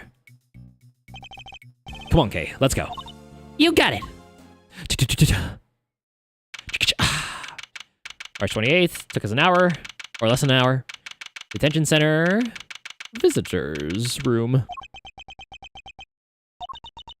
We're waiting. Still no sign of them, huh? Indeed. Wait, this is just like last time. Please don't tempt fate like that. No, I can't. I just can't. Sure you can. I told you. It's just a pair of visitors. Oh, is this the guy? Sounds like someone really doesn't want to see us. What the? No. Just talk with them, please. But one of them's a prosecutor, right? Are they all super scary? All they do is stare at you, right into your soul. Ah, you must be the suspect in the... Eee! See, I told you. Okay. Why is this man so flustered? Probably because you're being you, but I guess that's just how you are. Thanks for clearing out absolutely nothing. Hey, Mr. Suspect, you doing okay in there? Just want to have a little chat with you. No biggie, right? Who are you? I'm Kay Faraday, Mr. Edgeworth's trusty sidekick. It's just a part-time gig I'm doing while I take a break from my real job, though. Funny, I don't recall ever employing you. And that's Mr. Edgeworth. He is a prosecutor, but he's not going to stare a hole into your soul or anything. Oh, please. Really? Really? Really? Eek! Go! Anyway, can you first please tell us your name? It's Saint. It's Simeon Saint. Well, nice to meet you, Simeon. You can call me Kay. Everyone else does. Prosecutor Miles Edgeworth, I would like to ask you a few questions, if I may. Are we gonna have to be a relay? Is Kay gonna have to be a relay for us? Please, Simeon, we're trying to help you, I promise. Really? Thanks to Kay, it sounds like we might finally get some answers at least. Alright, here we go. Tell me about yourself. Perhaps you could start by telling us a little about yourself. Who, me? But why would anyone want to know anything about me? I'm boring. I'm nothing. I'm a nobody. Do you have a job? Oh, well, it's not... It's hardly worth mentioning, really. I'm your average corporate pencil pusher, just like everybody else, honest. This is going to take a while. Alright. Relation to Knight. About you and Mr. Knight. Oh. Are you see no evil, speak no evil, hear no evil? And just when I thought we were making progress. Okay? So, Simeon, did you know Mr. Knight? Come on, you can tell me. Bronco? Yeah, I knew him. We were friends.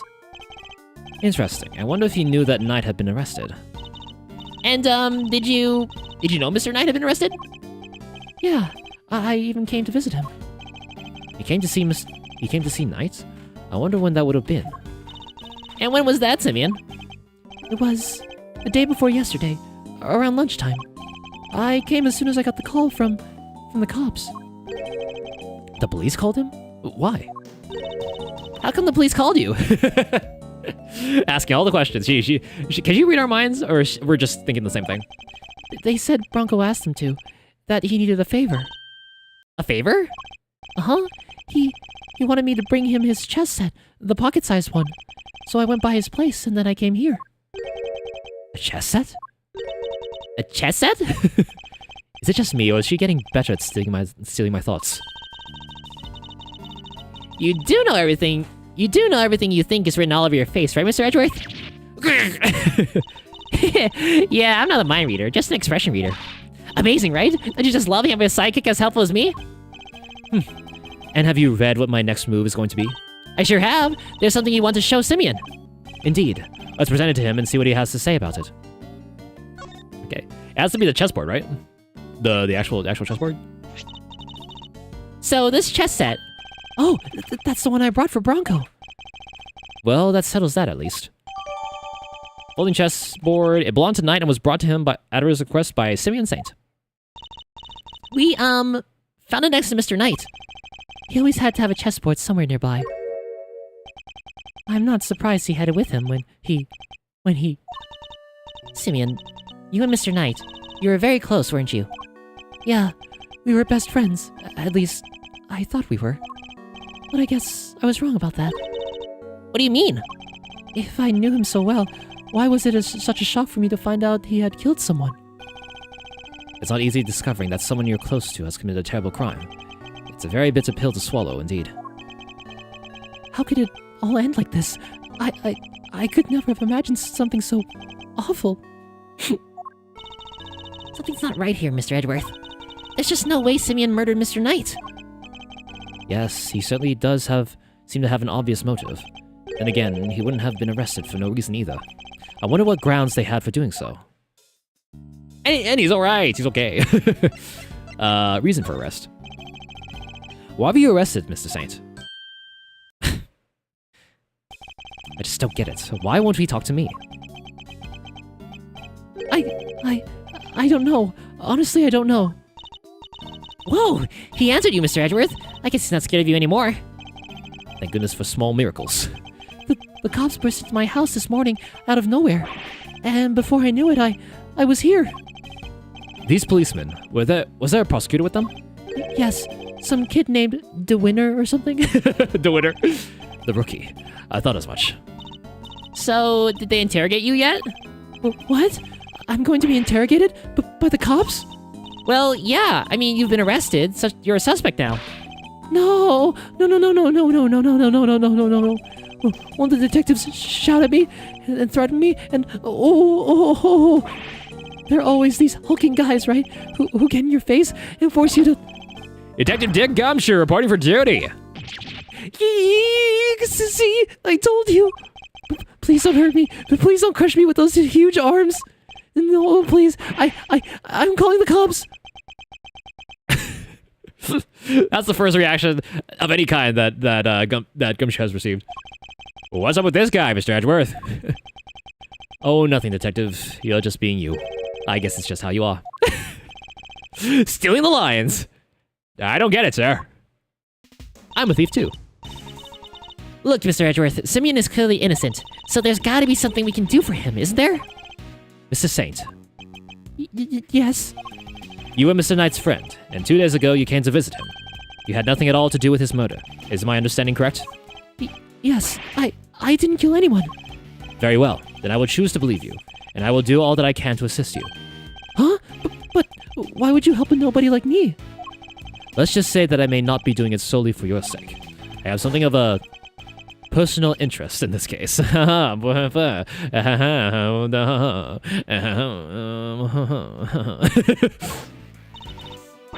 right. It's payback time. We'll show those two whose investigation reigns supreme. Oh yeah, now we're cooking. Unfortunately, I still lack the authority to conduct said investigation. As such, my resources are rather limited, and I'll need to lean heavily on the ones I do have on hand. Which means you, Mr. Saint, your information will be invaluable going forward. In other words, let's see if we can't help one another out, shall we? Oh, I just thought of something. Why don't you just borrow an attorney's badge? Then you can represent our pal here. Now's not the time for jokes, Gummy. I mean, Mr. Edgeworth is a prosecutor. He couldn't defend anyone if his life depended on it. But I wasn't kidding. I just thought, helping suspects, that's what a defense attorney does, you know? Sure, but we can do that too. The only thing that matters is that we find the real culprit in the end. Yeah. So come on, let's get to work. Yes, ma'am. I'm sure you know already, but just to be clear, if our investigation ultimately proves you to be the culprit, we'll have no choice but to treat you like any other suspect. Eek!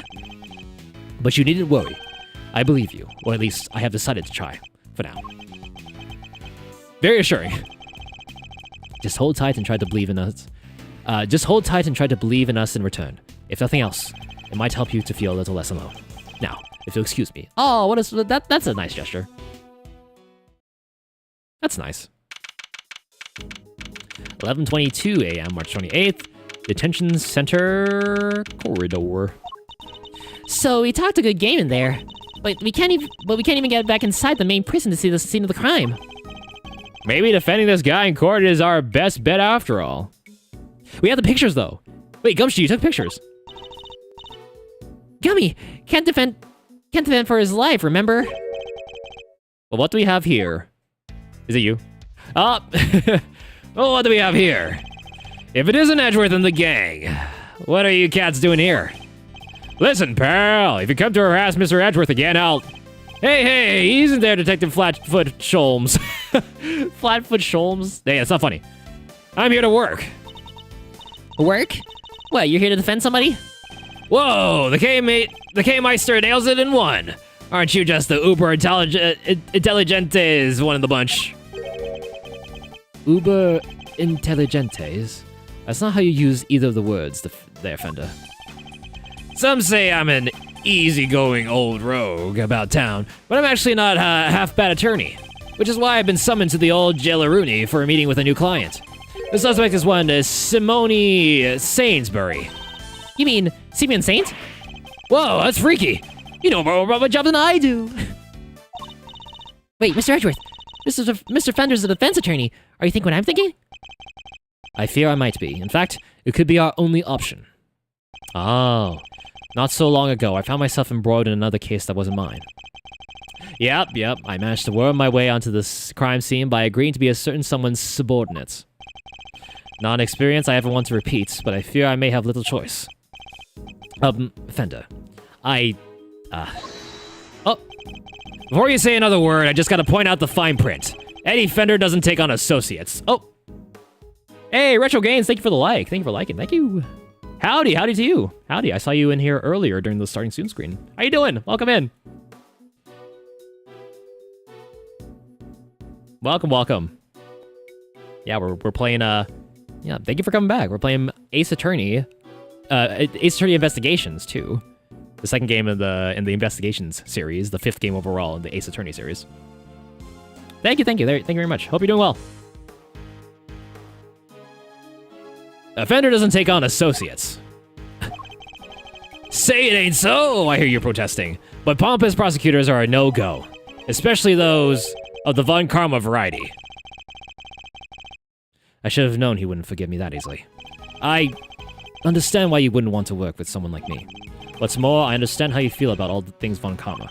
But please, believe me when I say, I'm not the man I was back then. I'm no longer under my old mentor's spell. You better believe it, pal! Mr. Edgeworth's a changed man! Sure, he used to be the demon prosecutor, but he's not like that anymore. I do have feelings, detective. Happy Thursday. What is this music?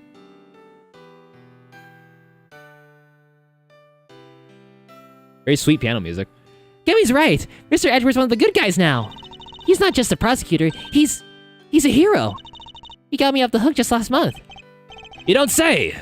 Well, that escalated quickly. But he was. There's no other word for it. He was heroic. Great thiefly, even. Please, Mr. Fender.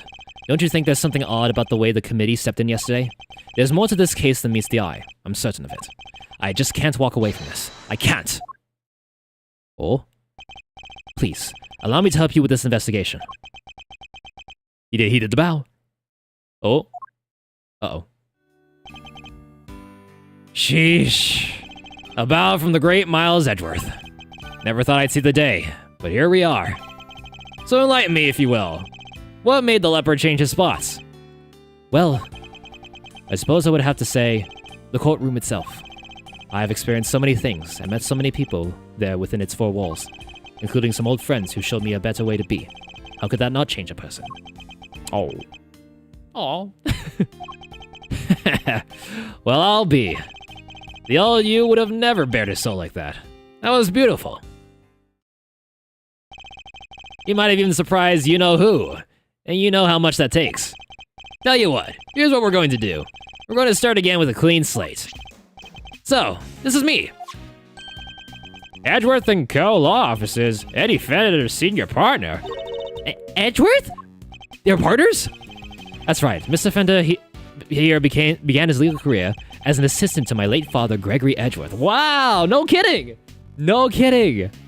That's cool. What? Your dad was a defense attorney? Yeah. So you know who Mr. Fender keeps talking about is... The clever K-Minster nails it in one yet again. That's right. I was talking about his old man. Guess you all noticed I kept his name over the door, so to speak. Least I could do for old Gregory, really. Listen, Edgeworth. Miles. I'm going to level with you here. I don't trust you. Not fully, anyway. I can't just forget about all those years you spent licking Von Karma's boots, you know. Anyone can say they've changed. I'm going to need you to prove it. And besides, you know it's what Gregory would have wanted. Very well. I accept. Okay, that's enough hardball for one day. Let's move on to the fun stuff. I hereby appoint you to interim associate of Edgeworth & Co. Congrats, man! I will try not to let you down. Well, doesn't this bring a tear to the eye? The prodigal son coming on board at his late father's firm. Permission to come on board too. Please, Mr. Fender. You don't even have to ask, kiddo. Welcome to the crew. Woohoo! Thanks, Captain. All right, I guess it's time to go to work. So, where to begin? Any bright ideas, Miles? Where were we when we were so rudely interrupted? In the prison, no less. Well, I guess it's safe to say that probably wasn't the victim. Indeed, it sounds more likely to have been the person who found his body. I believe we need to speak with the person who found the body. Just what I was thinking, eager associate. We do indeed. Still the type to smile and nod, I see. That will certainly make my life easier, boss. Boss, I use the air quotes now. Now that that's decided, let's get going. What about me? I'm a detective. I can't just hop on board as an attorney's assistant like you guys. He has a point. I can't leave him adrift all on his own, now can I? Detective Gumshoe, I have a special assignment for you. You are to continue investigating the case under Mr. Winner. And if you happen to discover anything that seems useful, you are to notify me immediately. Oh, we're doing this now. You're in a uniquely powerful position, Detective, and I'm going to need you to need all the info you can pass our way. You can count on me, sir. I'm a real pro when it comes to letting things slip to the defense.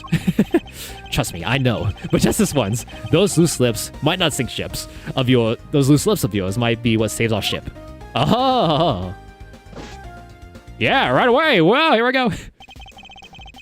Throw wide the prison gates, good sirs, because here we come. Okay. I'm liking this Eddie guy a little more now. I will admit, he was a little hard on us, but here we are. 11:50 a.m., a prison corridor. So, any idea how we tracked down whoever found the Bronxter's body, Miles? I think our best bet would be to simply ask around. Oh, don't you dare. Oh, don't you dare. Who is this? Excuse me, but... Oh, my. Just look at you. Is that a real mink coat? Are you talking to me? Just fabulously chic, darling. Fabulously. Facial hair is so very au courant, don't you think?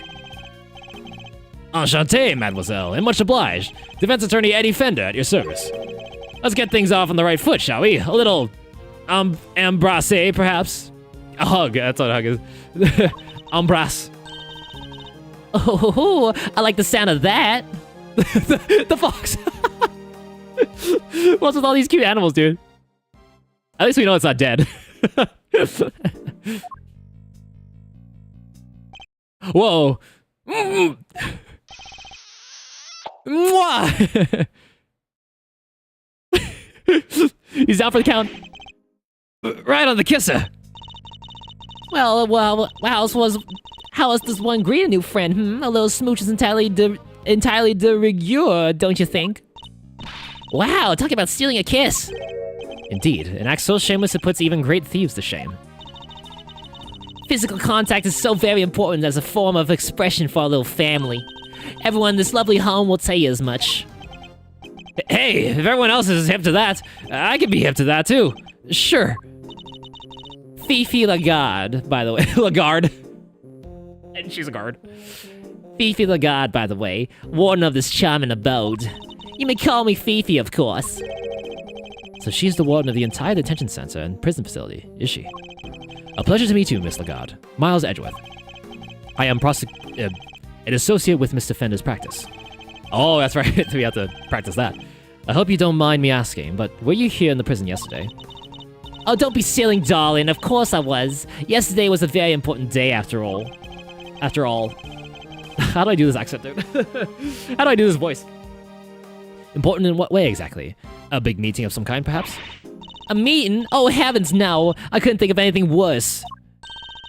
Now, yesterday, the circus came to visit. Oh? It was simply spectacular. It was simply a spectacular event featuring some terrifically talented animals. Anyone who was anyone had to be there. If you were here at home, you were watching the show with me. The performers set up a special stage in the yard just for us. We were a very lucky family, n'est-ce pas? So she was at the circus performance for the inmates yesterday morning. Mr. Coserato mentioned the show yesterday as well. He must have been talking about the same thing. What time did the show take place? From around 8 until 10, maybe? Yes, something like that. Meaning it finished right around when the body was discovered. And by dint of having attended the show, she has a reasonably solid alibi. Oh, would you look at the time? Sorry, darlings, but I must dash. Feel free to explore our home, mi casa, su casa, and all that. Ciao for now. That is a big coat. It's a big coat. Well, what now, Mr. Edgeworth? The person who found the body screamed, and that scream was heard by one inmate that we know of. Therefore, our first task is to question this inmate and see where his information will take us next. I can't talk to the horse? The pony? They even have ponies. This one's only big enough to carry a small child. Isn't this great, Mr. Edgeworth? It's like being at the zoo. Except it's the humans, not the animals, who live in captivity here. No one would mind if I took one home with me, would they? Great thief and all. Sabbatical. Remember, sabbatical. If by home you mean behind bars, then no, I suppose not. Okay, can we talk to Polly? We can't talk to Polly, dude. Oh, what a world we live in. What a world. Oh, it's a blurb about the guy in the cell. They have blurbs? It's like a museum piece? Let's see what it says. Prisoner number D-259. Classification, habitat. See cell to the right. Not exactly helpful, is it? This grizzly fellow has a pet polar bear called Teddy. He's a former boxer who loves to stay trim and is always at optimum fighting weight. He may push his body to the max, but he's relentlessly kind to himself. Omnivore. Who exactly is all this information for, anyway? Yeah, like who else? Like the visitors coming here? There's no one in here. They took him to solitary, remember? I wonder if he'll be back. It may be a while. I got the feeling he was in pretty serious trouble. Poor guy. Did you see the tears in his eyes? He really didn't want to go. Yes, the way they had to literally drag him away was certainly unusual for a simple timeout. I shudder to think what kind of punishment he's facing right now. What do you think about this? Right on the kisser! He seems to have given you quite the shock. And why is that, I thought you were a man of the world. Yeah, well, I'm all for saying hi with a hug, but going straight for the kiss? Cool your boots, am I right? Read the room. Woo me a little before puckering up, that's all I ask. Wow, I never would have pegged you.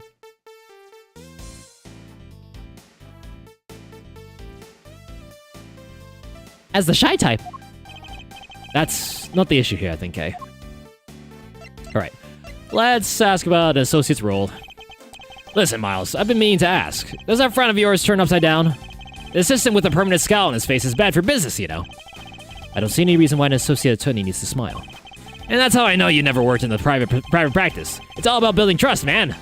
You gotta create rapport with your clients. A smile here, a wink there, a hug to break the ice, and a card to show you're legit. Starting soon. Snooze 'em or lose 'em. Your viewers. Otherwise, they'll never open up. Yes, well, to each other, Fender. A hug between each other. Yeah, exactly. All right, Edgeworth and Co. I'll give it to you straight. Running the biz was tough going at first. I mean, Gregory Edgeworth, man. Those are some pretty big shoes to fill. I see. And what kind of cases does the firm take on? Might be better asking what we don't. We do murders, parking fines, the whole 9 yards. Our basic principle is this. Everyone deserves a defense. So you've never refused a request? Well, let's just say I have certain preferences in the clients I work with. But didn't you just say that everyone deserves a defense? Ads starting now. Oh my god. Hey, I'm just messing with you, little sis. Of course we treat all our clients the same. I mean, Gregory's name is still above the door. I've got to live up to his ideals, you know? And that means always doing my best for everyone. Edgeworth and Co. The firm my father built, huh? We pause here for ads. Go get some snacks. Go get a drink. Go do whatever you gotta do. I'm here to finish my fruit.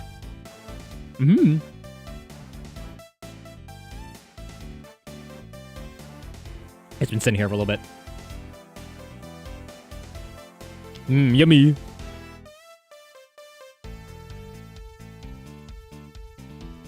It wouldn't be a Beastfire one stream without fruit. Got pears, apples, kiwis, blackberries. Some still has the stem on it. Hold on. Oh, that just pulls right out.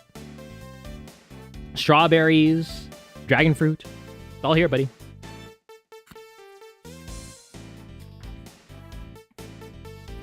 Let's try it again, baby.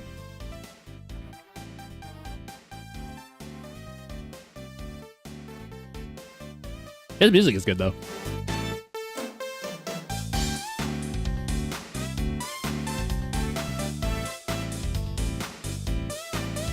Oh, yeah.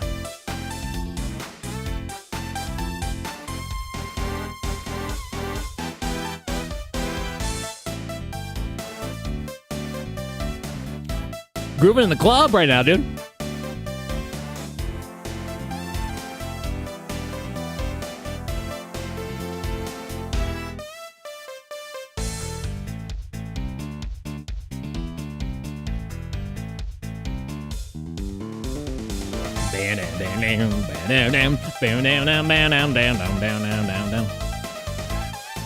Villager news.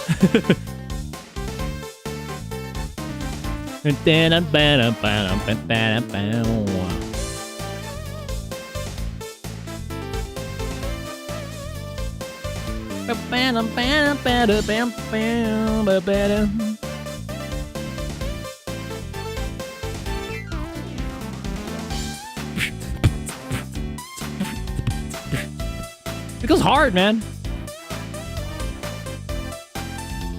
Why hasn't anyone covered this?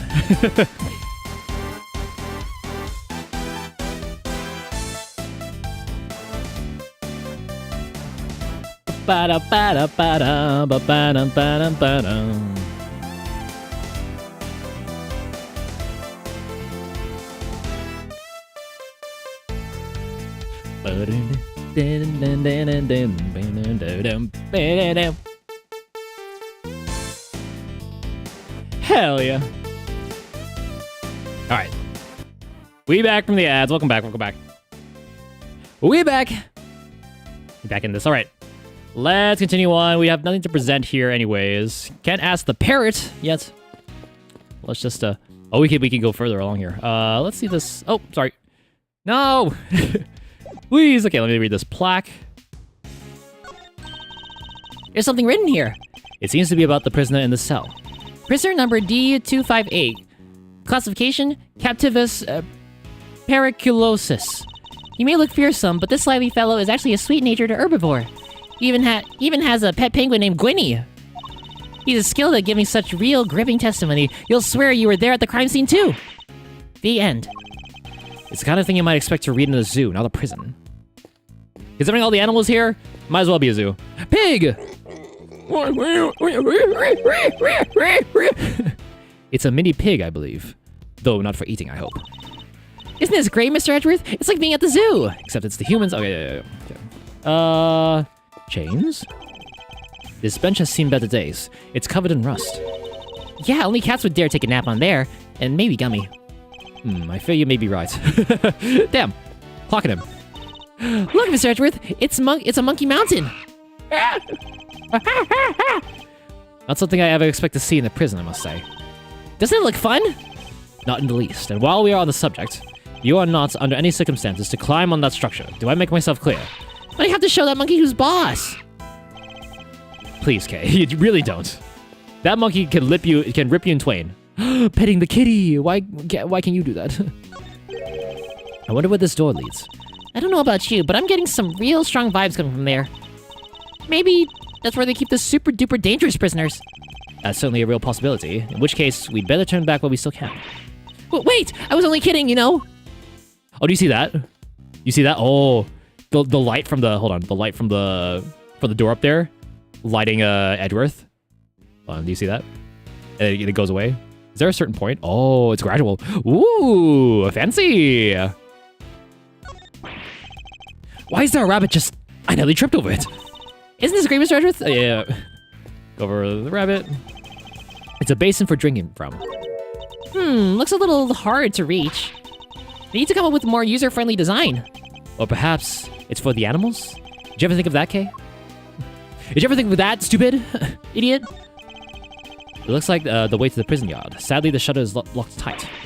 Freedom awaits on the other side. A stoic lock and key twixt mine, eyes, and nose on the outdoor breeze. Such a cruel fate it is indeed. The more I think on it, the more it eats at me. And whose thoughts are you attempting to channel exactly with that soliloquy? that was oddly poetic, yeah. Who was that? Who was that? Who'd you get that from? Do you have a moment? We have a few questions for you. Oh, who's a good girl? You are. You're just perfect. She really is. She's beautiful. Ahem. Meow. He's finally noticed me, I think. I was wondering. What's her name? It's Waggy, ma'am. She's my little friend. Yes, right, as you were then. But I need our answers, not clawful puns. Oh, he made one. He made one. This is the door to one of the workshops. Why do they have workshops in a prison anyway? They're for people to train in, for when they return to the life in the outside world. But a dead body was found in one of them, right? So then, it's not really doing a good job of helping people return to life, is it? I suppose that's another reason why we should aim to clear up the mystery as soon as possible. Okay? I can see the crime scene through the window in the store.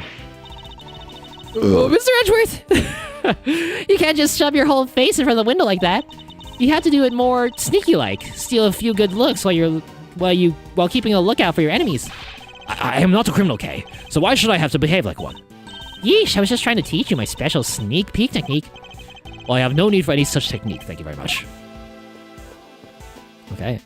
Then all that's left to do is talk to this guy. About the person who found the body. Do you happen to know where he is right now? Should be the one in the workshop, I guess. Usually at this hour. It seems the workshops are our next port of call. Then we go in there. We head in there.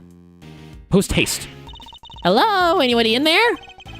Nice try, kiddo, but this isn't a bathroom stall. Yo, you there? Could you help us out here, my good man? Yes, sir. What can I do for you? Is somebody using this workshop right now? Yes, sir. One of the prisoners is in there. Just conferred to myself during a noontime roll call. We'd like to speak to this prisoner, if that's all right. Sure. I'll go fetch him right now. Won't take a sec. And then the guard dies. And then we're out of people to ask. This one's all yours, Mousy boy. What? Why? Let's just say I'd rather not roll the dice on someone I don't know, yeah? Huh. I thought adults were all supposed to be strong and brave. Well, you're not looking so brave yourself right now, so let's call it even. Oh, here they come. It is... No way! No way, Mr. Science! It's the guy from the very first case. From the very first case, Mr. Science. I don't believe it. A lot of familiar faces today. Hello, yes, hello. I hear you wish to speak with me? Not exactly the hardened criminal we were expecting, he is. My name is Miles Edgeworth. I'm a public prosecutor. A prosecutor, you say? Hold it! Eddie Fender, attorney at law. What happened to being too scared to handle this? His tune changed when he saw him like this. Listen, sorry about my pal here. He gets the weirdest ideas. Prosecutor indeed, that'll be the day. He's actually just an associate. Jeez, Miles, get a grip, will you? Ah, he's right. I mustn't forget that I'm a defense attorney's assistant for the time being. Ah, that explains it. I did think you looked a little different from the prosecutor I spoke with yesterday. So he's already spoken to Winner. Would you mind answering a few questions? No, of course not. I'd be delighted. The name's Syatt. Frank Syatt. Yeah, there he is. The witness is all yours, my young associate. Sure, have the intern do everything. Why not? Mr. Syatt, you are no doubt aware that a murder took place yesterday. Would you mind telling us where you were at the time the body was found? Yes, I was in that workshop there, working as one might expect. What kind of work were you doing? Well, I'm actually retraining at the moment. I'm hoping to become a stylist, you see. A pet stylist, that is, yes. So I've been studying hard and practicing every moment I can. An unusual field of study benefiting an unusual prison, I suppose. Befitting of a unusual prison. And that's it. I certainly didn't say anything. Interesting. I barely asked him anything at all, and he's already sweating bullets. Yep, that's typical. So, yes, I'm afraid I won't be able to help you. Sorry. Hold it! No, I'm the one who's sorry, Mr. Syatt. But the interview has only just begun. I mean, even if you were to ask me, You know something, don't you?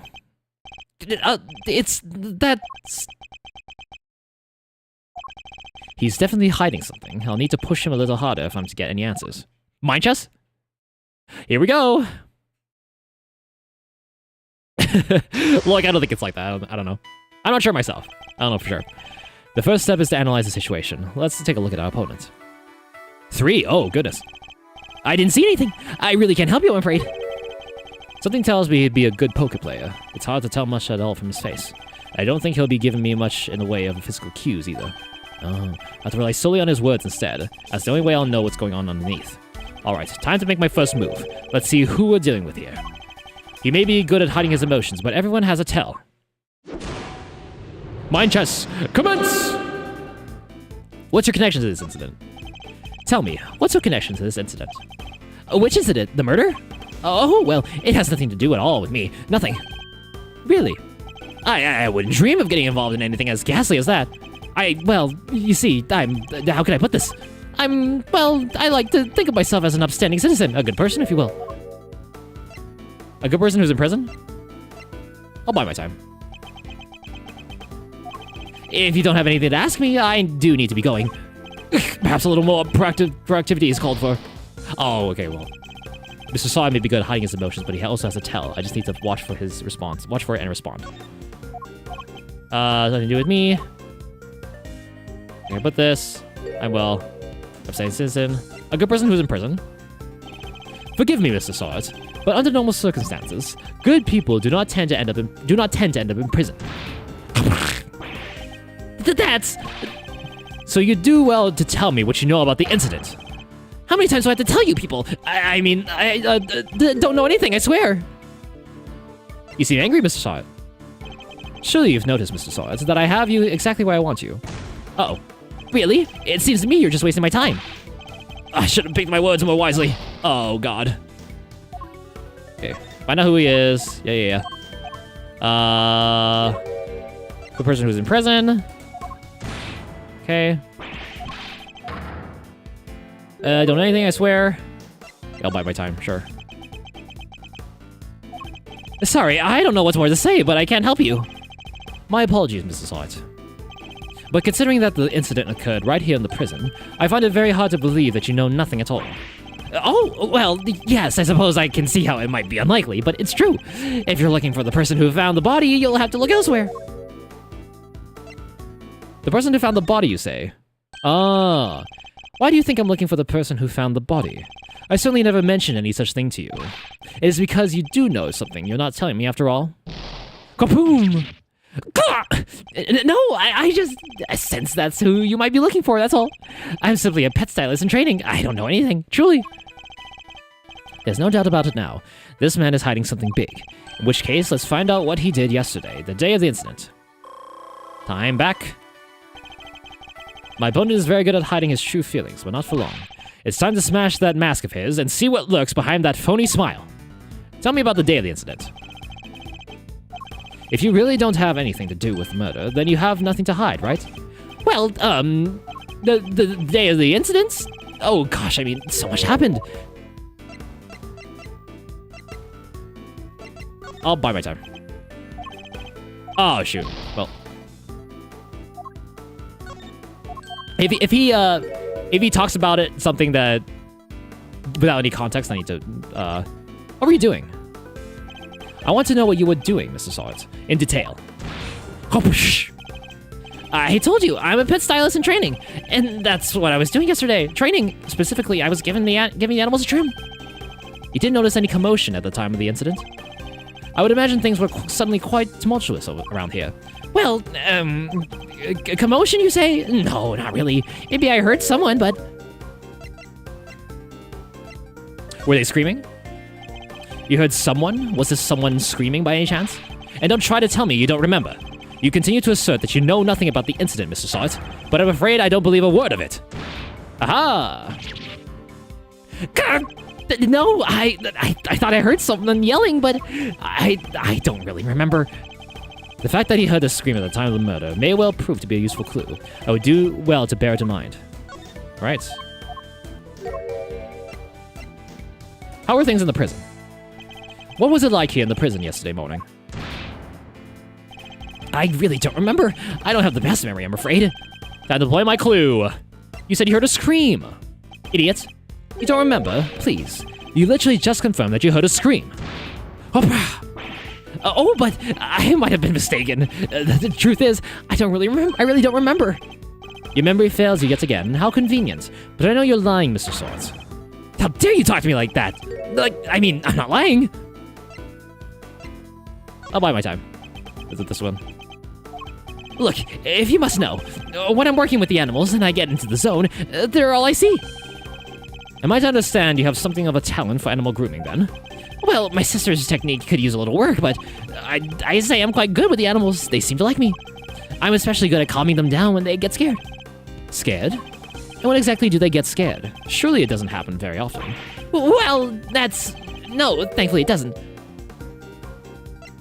A scream would certainly frighten them. A loud scream would certainly frighten the animals, wouldn't it? Why are you going to such lengths to deny having heard the scream? What is it you're hiding, Mr. Salt? Tell me! I can assure you, I'm not hiding anything. I'll just admit I really did hear someone scream. But I'm not hiding anything, I promise. The mask is finally beginning to crack. Now to shatter it completely by asking about the scream itself in more detail. Alright, here we go. I'm afraid you're about to learn a painful lesson, Mr. Salt. That hiding things from me never ends well for my opponent. When did you hear the scream? When did you hear the scream? Oh, wait! Now I remember! I forgot about the show! They put on a show for his prisoners around the time of the incident, you see. Yes, performing animals is, if I remember rightly, that's where I was this morning. So now you wish to claim that you didn't hear a scream because you were at the show. You do realize that goes completely against everything you've told me so far. And what are you gonna do about it, huh? That is, my memory is patchy, as they say. Enough of the phony smile. Bide my time. The animal show really had to be seen to be believed. It did it? Well, tell me, what kind of animals did you see? Let me think. Whale? You weren't actually at the show, were you? Enough of your lies. You were nowhere near the show, were you? There was a whale? Are you kidding me? God, well, I seem to remember being there, but maybe I was, maybe I wasn't. It's clear Mr. Salt wasn't at the show. This feels like a vital clue. Who did you hear screaming? Who did you hear screaming? Wait, I just realized I made a mistake. When the incident happened, I was out in the yard, yes. So I didn't hear anyone screaming. No one at all. Time to deploy my clue. You just said you were at the circus. You weren't at any show. How long are you planning to keep up these lies? I already know that you weren't at the show. The game's up, Mr. Salt. It's high time you told me the truth. I demand to know about the scream now. I can't tell you what I don't know. I didn't hear any scream. Not from the person who found the body. Wasn't the victim who screamed? I'll bide. Wait, I should have pressed that. Shoot. Who'd you hear screaming? I should have pressed there. That was my bad. Wait, it wasn't the victim who screamed? How curious. Most people would assume that the scream had come from the victim. So then why do you think it came from the person who found the body, Oh, it's true, it's true. I made a mistake, that's all. How, Mr. Salt? How did you know that it was the person who found the body who screamed? Because you're the one who found the body. Ah. Aha. Shall I tell you? You knew because it was you who found the body. And that scream that was heard when the incident occurred didn't come from the victim. It came from you! Aha! How did you... Oh, it is true. I admit it. But what gives you the right to treat people like this? Checkmates. Ba-da-ba.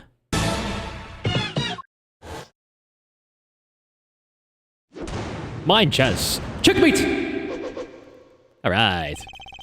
Now that we established that you were the one who found the body, Mr. Salt, I believe you have lost any standing you might have had to withhold your cooperation. Alright, you win. But I'm sure I won't have anything useful to tell you. It probably isn't even worth your time. That's not for you to decide. By my hand, the truth will be revealed. Every decision I make is to ensure that end. Except, that's not exactly what we're here to do, is it? What do you mean? We're not trying to expose the truth, we're trying to save Simeon. That's what we do now, remember? We work to get our client out of trouble. Not as a prosecutor, but as a defense attorney's assistant. What the K-Meister said. You need to listen to the kid more, you know. A client has requested the services of Edgeworth & Co. And as your old man always said, your relationship with your client comes before everything else. So if you think Mr. Saint's well-being is taking a back seat to some quest for the truth, well, let's just say I don't like to fire people, so I need you to fight against the instincts a little harder, yeah? This will take some getting used to. In any case, the importance of this man's testimony remains unchanged. Therefore, Mr. Salt, I'm asking once more, what happened when you found the body? Oh, we're still pressing. We're still doing the same thing. Still doing this. Nothing changes. Just how fast the night changes. All right, here we go. Finding the corpse. I was in that workshop there by myself, practicing what I learned. I don't remember how, but I found myself in front of the door to the other workshop. I happened to peek in through the little window, and then I saw him lying there. A man not moving, dead. I quailed in fright and found myself screaming in sheer terror. Let me get this straight. The room you were in is next to the one where the corpse was found? Yes, that's right. I was in Workshop B. And you were there the whole day? Yes, from 7 a.m. roll call onwards. There are 3 roll calls a day, you see. 7 a.m., noon, and 9 p.m. That's far between noon and 9. And they check who's in the workshops during roll call, correct? And That's right. Nothing was reported to be amiss at 7 a.m., which means that Knight's body wasn't in the workshop yet at that point in time. Okay. Jot that down. Yes, that means the murder took place after 7 a.m. Which puts it right around the time the show was happening. Ah, yes, the show! I remember the other prisoners going to see it. And therefore, anybody who wasn't at the show has no alibi. Would that be fair? Would that be a fair assessment, Mr. Salt? I guess so, but I only found the body, I swear. There's a clear contradiction in Mr. Salt's testimony. Rooting it out should be my first priority. Okay. I was in the workshop there by myself practicing what I learned. What exactly were you practicing? How to be a pet stylist, of course. I'm a model prisoner after all. So he keeps saying.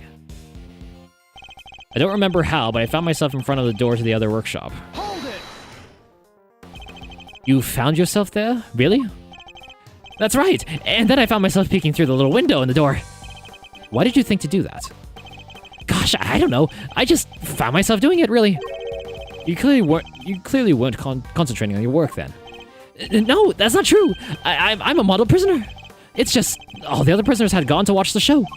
I guess I was, well, kind of lonely. Like being stuck at school after everybody else has gone home, huh? Yes, exactly like that. Anyway, I found myself in front of the door to the other workshop, and I happened to peek in through the little window. Hold it! Does that mean you didn't get a good look inside? No, I couldn't. The window was not only small, but it had bars over it, you see. Not exactly a panoramic view.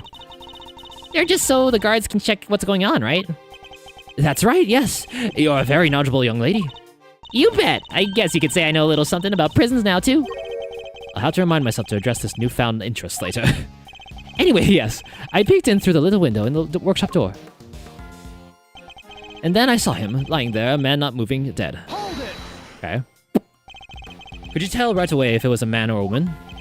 It was clearly a man. His physique, his clothes. It was also very clear that he was dead.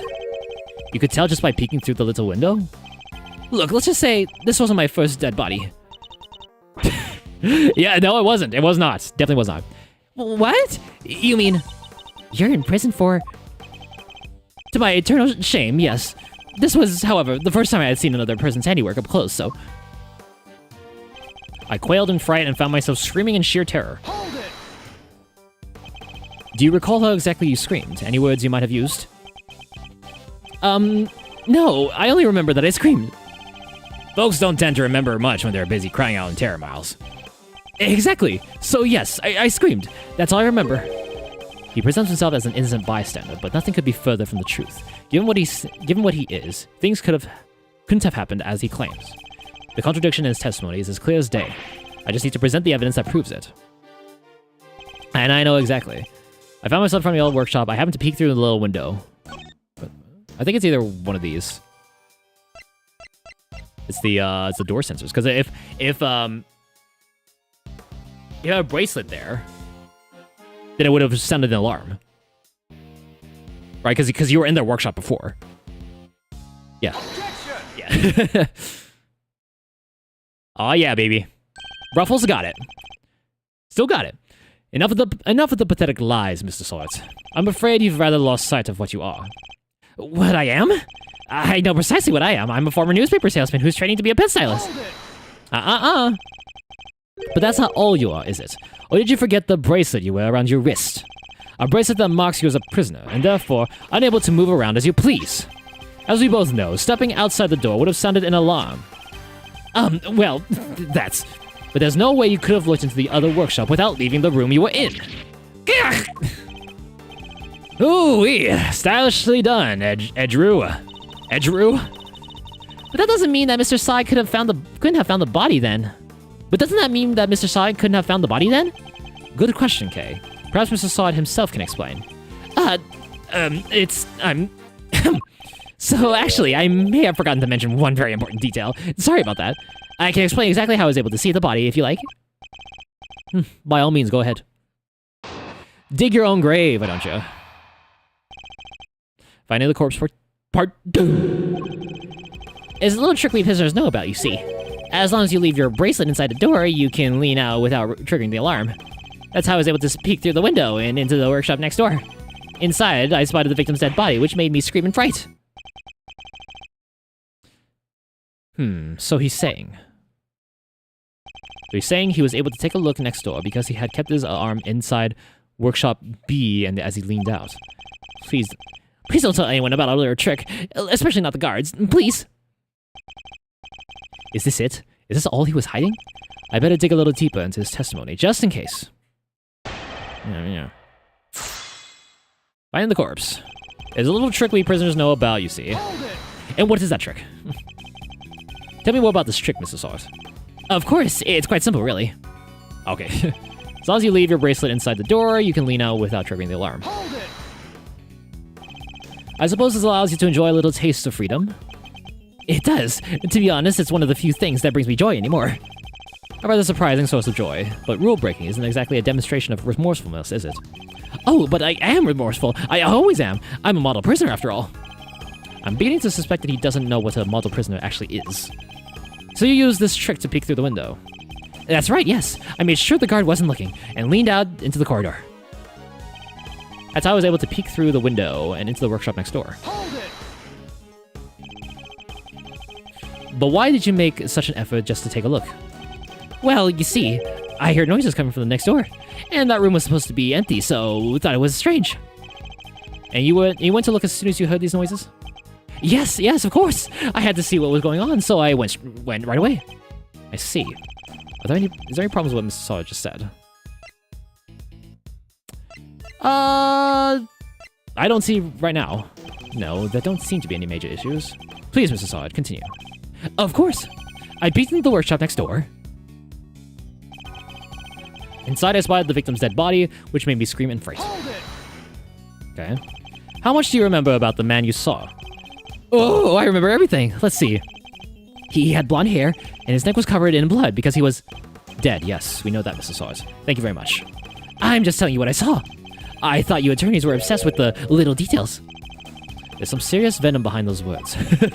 Something tells me he may not have had the best experience with defense attorneys in the past, so he was able to peek into the room next door by keeping his arm inside the workshop. Was that really all he was hiding? No, I better dig a little deeper into his testimony. So we press on the third. Hold it! We see there was a problem. What would that problem be?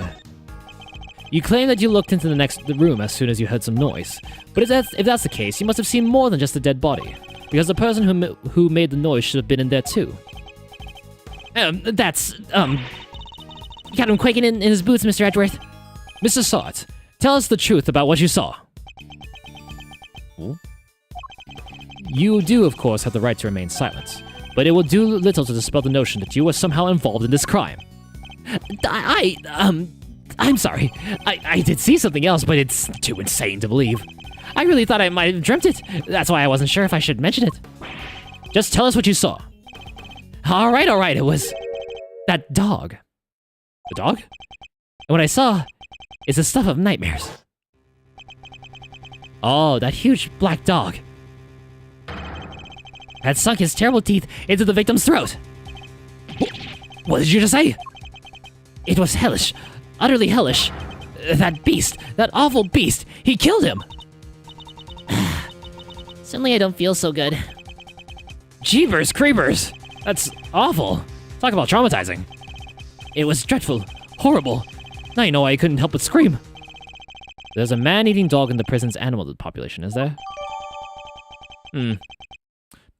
Sawt claims to have seen this dog biting the victim's throat. He doesn't seem to like me very much. Yes, that is true. But we did see that intro cutscene with the dog with the bloody mouth.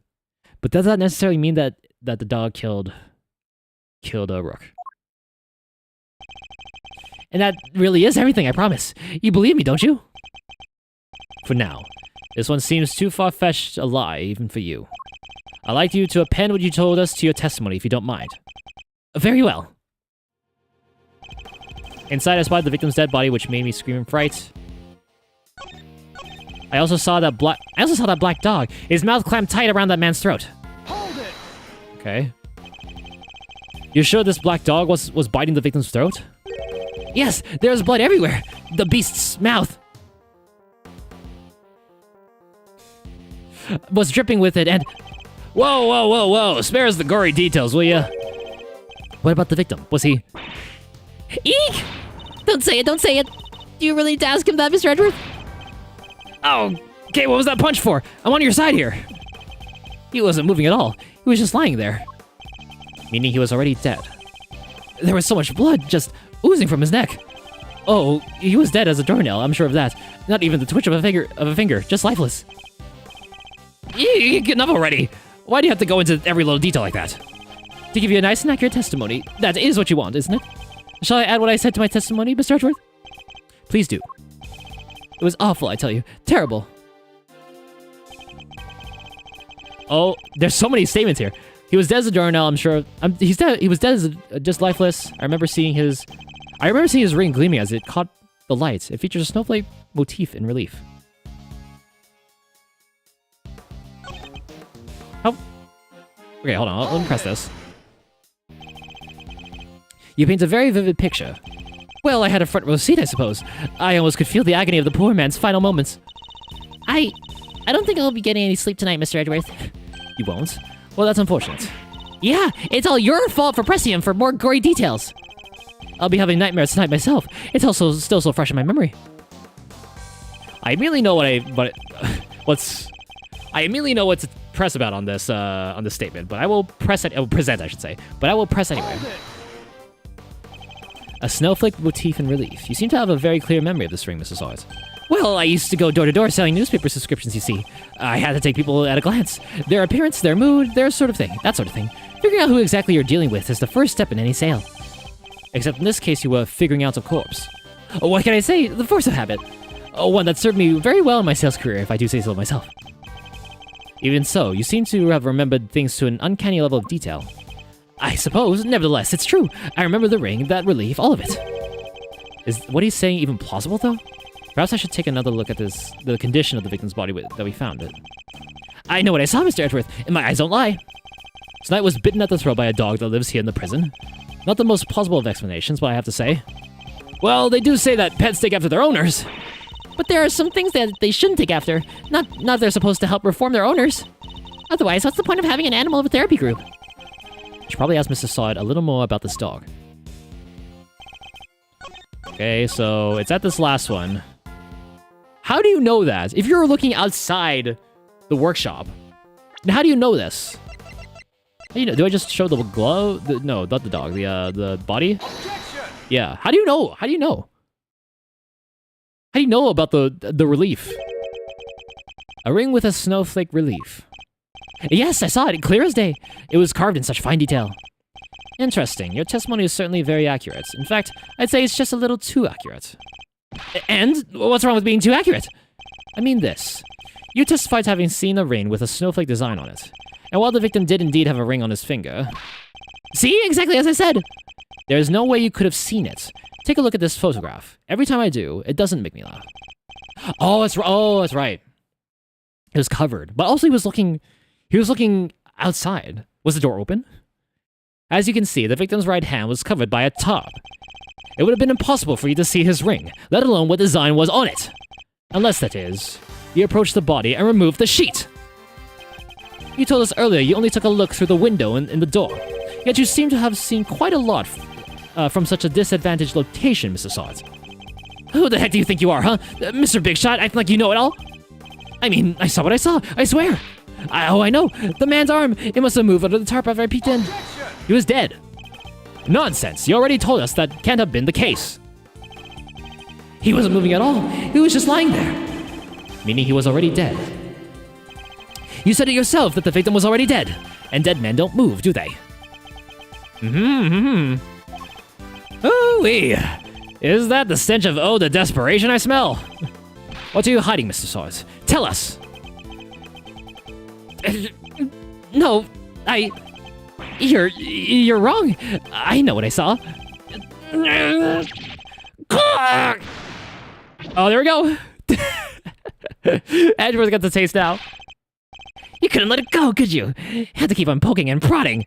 You slimy, stupid associate attorney! It seems the real Mr. Sod has finally revealed himself. Whoa, that's quite the rug he was rocking. Came straight at you like some kind of flying black cat. Look, I'm just a sweet, innocent witness here. But are you really? Because I must say, I have doubts. Very serious doubts. What's that supposed to mean? You saw something that should have been impossible to see from outside the workshop. So, how did you do it? That's simple. Mr. Sod, this is where you were standing when you saw the body. You were standing in the workshop area. You were in the same room as the body. That's the only way you could have seen the relief on the ring. Huh? Say what you want, but You don't have a shred of evidence, do you? Nothing to prove I was in the room with the body anyway. You can't prove it, can you? Because I was in the next room over, minding my own business and looking after the animals. Why else would I have signed out a pair of rubber gloves? For fun? I'll put up or shut up. I want to see evidence that proves I was in that room with the body. The rubber glove. Right? Is it store in workshop A? Yeah, it would have to be the glove, wouldn't it? Take that! Take that! Remind me, Mr. Sarge. What were you doing when you discovered the body? How many times do I was practicing my pet styling techniques! Of course. Perhaps this rubber glove might mean something to you? That's... This glove was found by the victim's body. I believe it was dropped by the killer. And I can't help but notice that you have a similar glove tucked into your apron. No, this one's different! Yes, that one does seem awfully lonely, doesn't it? It's just a rubber glove! There are hundreds of them all over the prison. This doesn't prove anything. Not yet, perhaps. But if I were to ask the police to check the glove for prints, I have a feeling the result would be rather fascinating. Cyclops?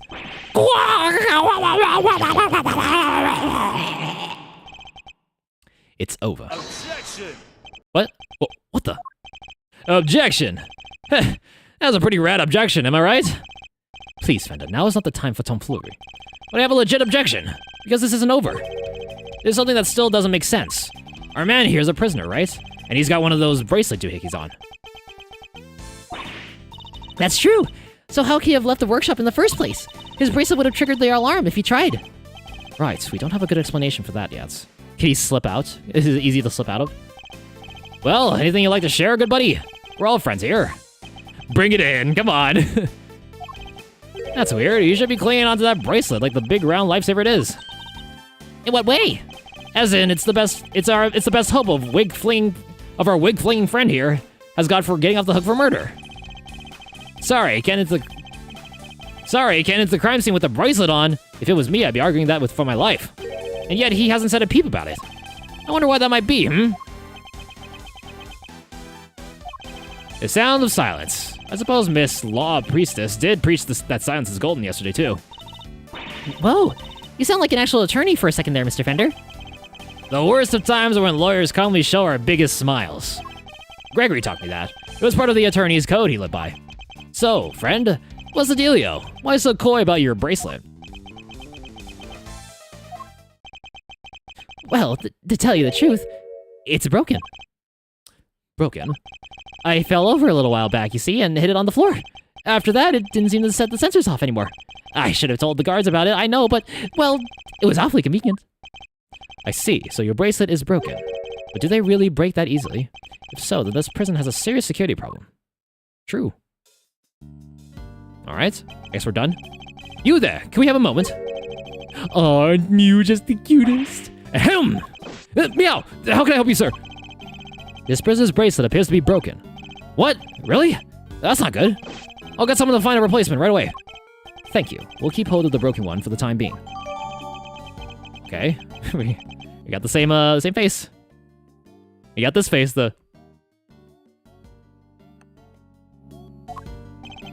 Of course, sir. I trust you'll take good care of it. Okay. Okay. Sweet. Bracelet sorted. Now to turn our murderer in, yeah? What? No, I didn't kill anybody. Whoa there, Palio. You were the one who said your bracelet was out of commission. Or were there other inmates freely roaming the halls while everybody was busy watching the show?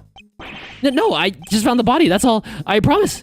And when I did, that enormous dog still had his mouth wrapped around the poor man's neck. I only went into the workshop after the beast had left. And why did you go in? Well, oh, fine. I want to go through his pockets, okay? He was going to rob the corpse? That explains why he remembers Knight's ring in so much detail. Hey, why are you looking at me like that? I'm a great thief. I never stoop so low as to steal from a... Well, I didn't steal anything either. The show ended after I entered the room and all the other inmates came trickling downstairs thereafter.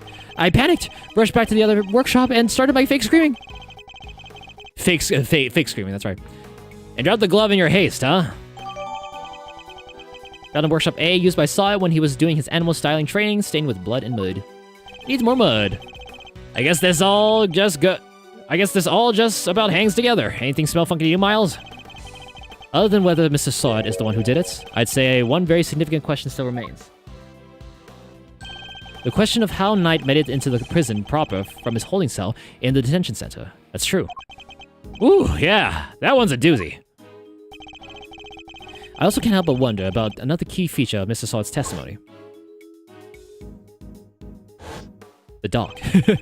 That dog's involvement can only mean one thing. Mr. Sawed. Yes? What is it? Were you the only prisoner who didn't go to watch the show? Well, no. There was one other who didn't. Am I right in thinking that this person couldn't have watched the show even if he wanted to? Yes, how did you... I knew it. I had my suspicions when we first ran into that black dog yesterday, but this confirms it. For a criminal that's dangerous to end up in a place like this is unbelievable, but... Where is this person's cell? You're going to see... him? Who are we talking about here? Him! He's not like the other prisoners, you know. He's special. He gets treated like royalty. But you didn't hear that from me. All I'll say is, if you value your life, you'll stay well away from him. What? Will you please stop trying to scare us all the time? The big cheese, huh? Well, I for one definitely value my life, so that sucks. And they keep him in maximum security. Oh.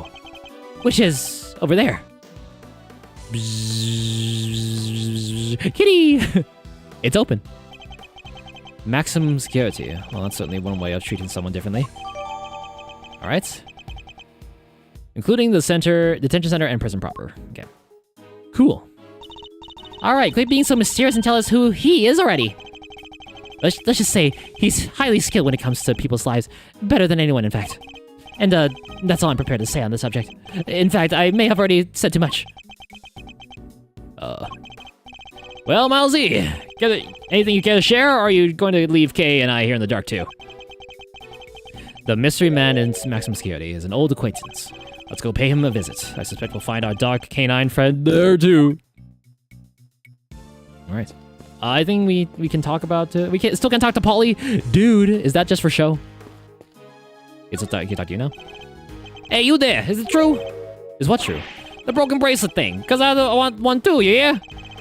You'd break the rules even now, even from behind bars. No, it ain't like that. I just want to hang out with the animals is all. It's not a crime to be an animal lover, you know, Mr. Edgeworth.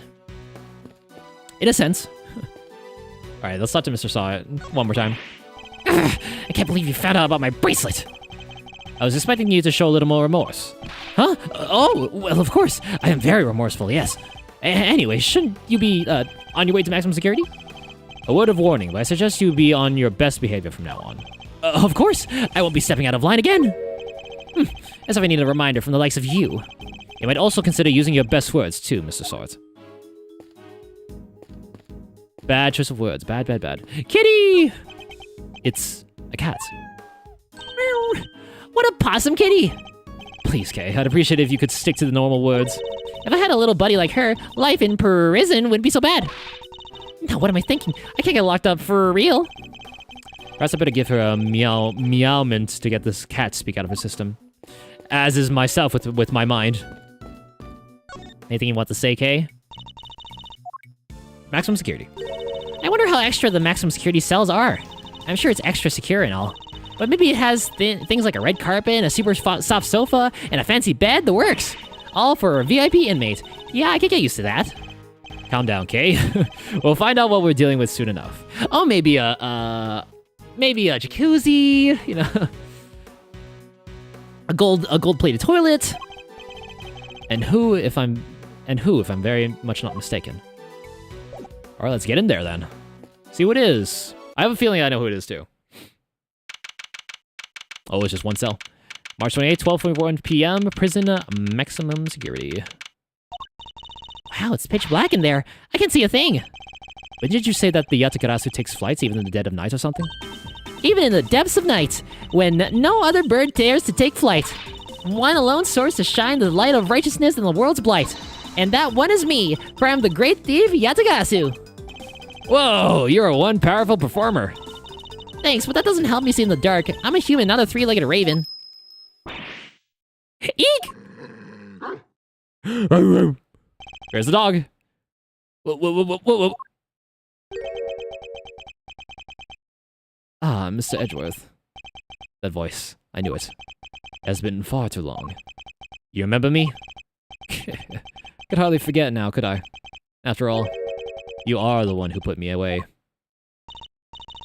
Mr. Edgeworth? Are you talking to that dog? Or is there someone else in there? Still can't see a dang thing. Oh, but I am forgetting myself. Forgive me. I do not often receive visitors. One moment. I will turn on the lights. Wow, look at that guy. So I definitely not who I thought it was. This is a new character. You are a heavy-footed lot. Am I right in thinking there are 3 of you in all? Is he blind? Very well. Perhaps we should start by introducing ourselves. I am, Bodhidharma Canis. Bodhidharma Canis. You may have gathered Mr. Edgeworth and I are old acquaintances. Canis was a notorious assassin. Some knew him as the Blind Butcher. No, his only weapons were a vicious hunting hound and a fearsomely sharp knife. His appearance was always announced by the sound of bells, the last sound his victims would ever hear. Well, Mr. Edgeworth, am I to guess why you have come to see me? You know why I'm here. In fact, I'm willing to bet you know every detail of this sordid little affair already. And I suppose we have nothing to hide from one another. Oh! Oh, good dog. Blitz incoming! Blitz incoming from Tower Dog! Let's go. Welcome in. Welcome. Tower Dog and Blitzers. Welcome in. Thank you for the Blitz. Thank you for the like, Blueberry. Here is your Blitz alert. Well, I give you a shout out over here. I need to have some shortcuts for that. All my fellas. All my fellas. All my fellas. All my fellas. Thank you so much for the Blitz. Blitzers, my name is Jerome, Beastfighter1. I do silly, stupid streams on the internet. Today we are playing Ace Attorney Investigations 2, Miles Edgeworth, Prosecutors, Gambit, and we're into Case 2. It's getting really wild in this one. We're meeting a lot of new characters. And yeah. Anime, good to see you. Welcome in. Hello. How you doing? Welcome. Let's go. Oh yeah. Love that emote. Love that cat. Let's go. Thank you, Blueberry. How was stream, you guys? What were you doing? What were you guys doing today? If you need to raid and run, no worries. Eat, drink, go piss, girl, whatever you gotta do for a post-stream care routine, please do so. But thank you. Thank you for bringing your community over here. I will take good care of them. Thank you. All right, let's continue here, shall we? Suspicion of murder. Oops. Your faithful canine friend is currently the chief suspect in the murder investigation. The person who found the body saw a dog with its mouth around the victim's throat. Your witness is mistaken. Helmut is a gentle soul. He is my eyes, nothing more. It is absurd to think that he would do such a thing, isn't it, boy? Yes, it is. You're a good boy, aren't you? Helmut is more than a mere seeing-eye dog, and he's certainly no good boy. He's also a trained killer. This is Ace Attorney Investigations 2, Prosecutor's Gambit. The second in the Ace Attorney Investigation series, fifth in the Ace Attorney games. Yes, so we play as Miles Edgeworth instead of Phoenix right here. A weapon once used in this man's sordid trade. This witness of yours, he is trustworthy, I assume? Sarge is anything but trustworthy, and he's still very much a suspect himself. I can hardly claim that his testimony is beyond reproach. A no, then? I thought as much. Yes, I did, Helmut. Yes. It figures that he already knows who our witness is. Your alibi. Oh, I guess you were locked in here the whole time. What were you doing between 8 a.m. and 10 a.m. yesterday morning, Mr. Canis? During the show, you mean? I was here, ensconced in these humble surroundings. I have developed a passion for wood carving, you see. An obsession, even. I was engrossed in it all morning. And you have permission to engage in such a hobby? I can't believe someone would actually let you. The warden and I have an understanding. An understanding? That's ridiculous. This man shouldn't be allowed 1, let alone 5 chisels. There is 5. 1 on the floor, 4 on that, table? Seat there? There are nothing but lethal weapons in his hands. I was carving Buddhist pieces at first, but by the 674th, my interest had begun to wane. Whoa, that must have taken forever. Time is all I have, child. In any case, my focus has now shifted to pieces such as these. I didn't know you played chess. You play too, do you not, Prosecutor? Maybe one day you might indulge me. Is that Cerberus? That's a sick-ass piece. Though you may find my game rather rudimentary. I only began after my arrival here, I am afraid. What's that piece? A dog with 3 heads? Ah yes, the dogs of war. You must forgive my little joke. Chess is, after all, a game of war. Soldiers, knights, castles, all doing their utmost to protect the king. All loyal to the last. I've always thought it strange that such a game has no place for a dog. After all, what more loyal weapon could an army call upon? Still, it's simply a piece I made for fun. Fear not, I play by the regular rules, and with the regular pieces. I can't imagine it's easy finding opponents to play here in prison, though. Oh, I have my correspondence. Correspondence chess, then? Sharing moves by post? Yes, even prisoners are allowed to send and receive letters. Their contents are inspected, of course. Although, I have yet to receive the details of my current opponent's next move. Oh. There's a game in progress. He also seems to engage in correspondence chess via postal mail. Sounds like this current opponent isn't a resident here.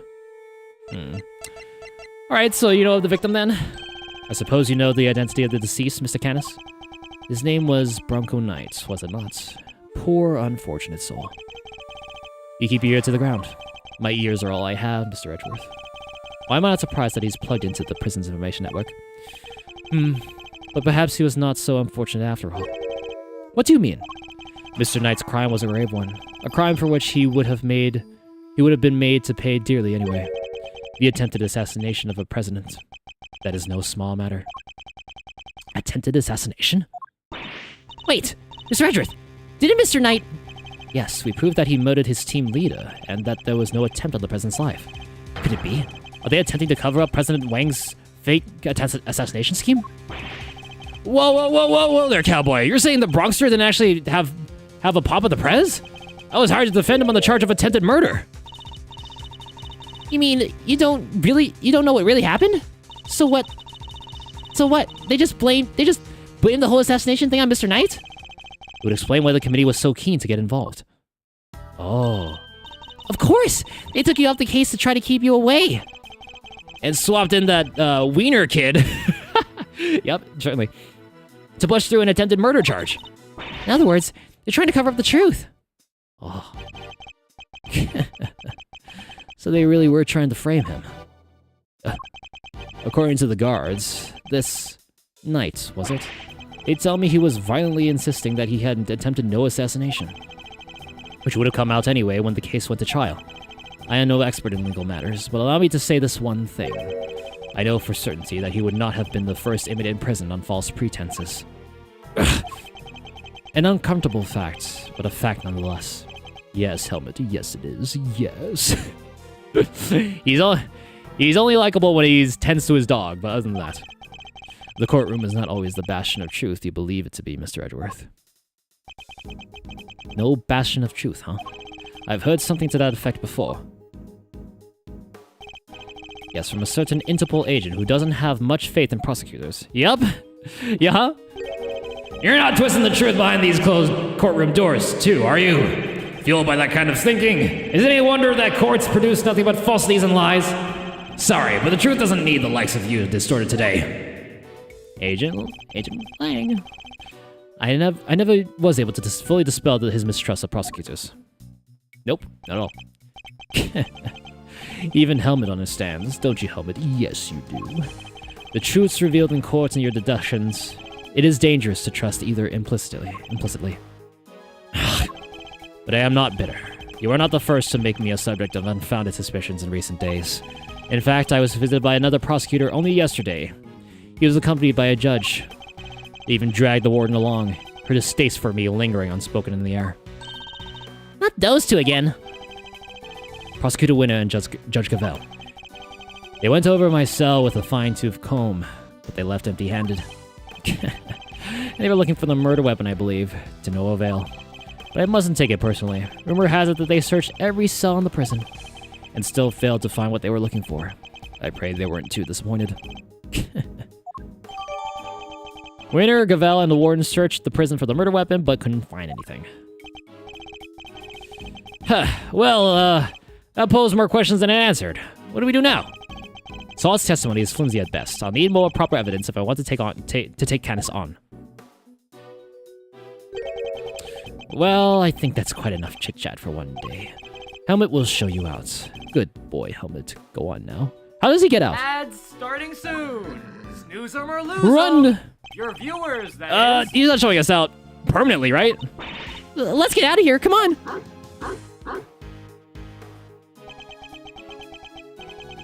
Until next time, Mr. Canis.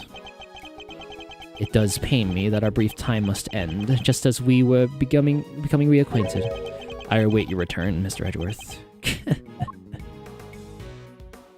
Alright, get out of here. Bye-bye! Look at Kay clinging on to the fountain, to the mountain there over there. That's cute. Okay, let me snooze this once. Ads starting Ah, now. I missed it. Did I use up my snoozes? I didn't. Okay. Let's just pause here for a second. Let some music play here. Ba-da-ba-ba. Let's get the tissue. Hold on.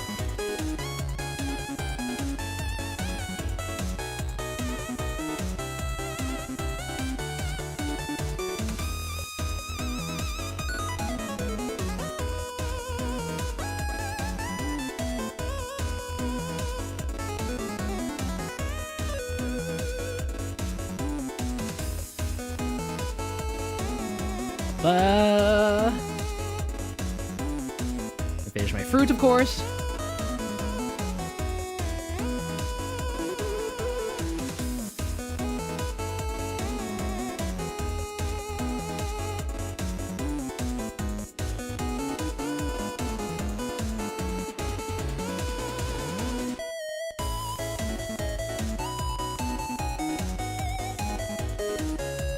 Like it to have this kind of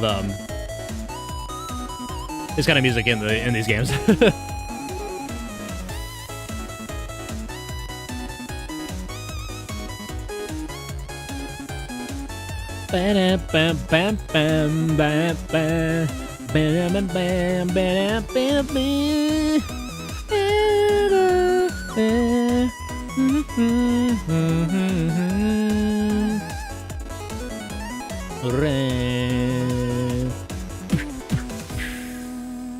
Alright. I'm trying to see who's live. We can go right after. We'll see this until we get to a to be continued point. Which hopefully isn't too long. Let's see. Ba-ba-da-ba. It might be ending soon.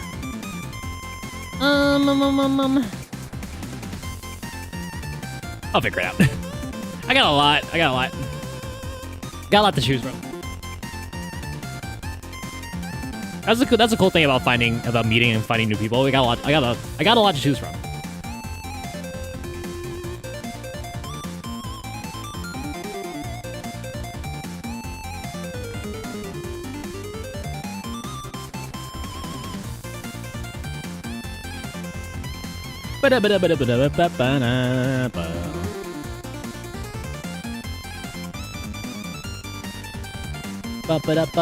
Alright. Ad should be ending really soon, and there we go. And time. Who are you rating to from here? Are you to pie the pitchy bar? Oh, okay. There we go. Welcome back from ads. Let's finish this little section off here. March 28th, 1:12 p.m., prison corridor. Now to gather the evidence I need to bolster my case. Hey, Mr. Edgeworth! That's the best hiding spot you can find? It's alright, Kay. You can come down now. Yeah. Nice jump. Where's Fender?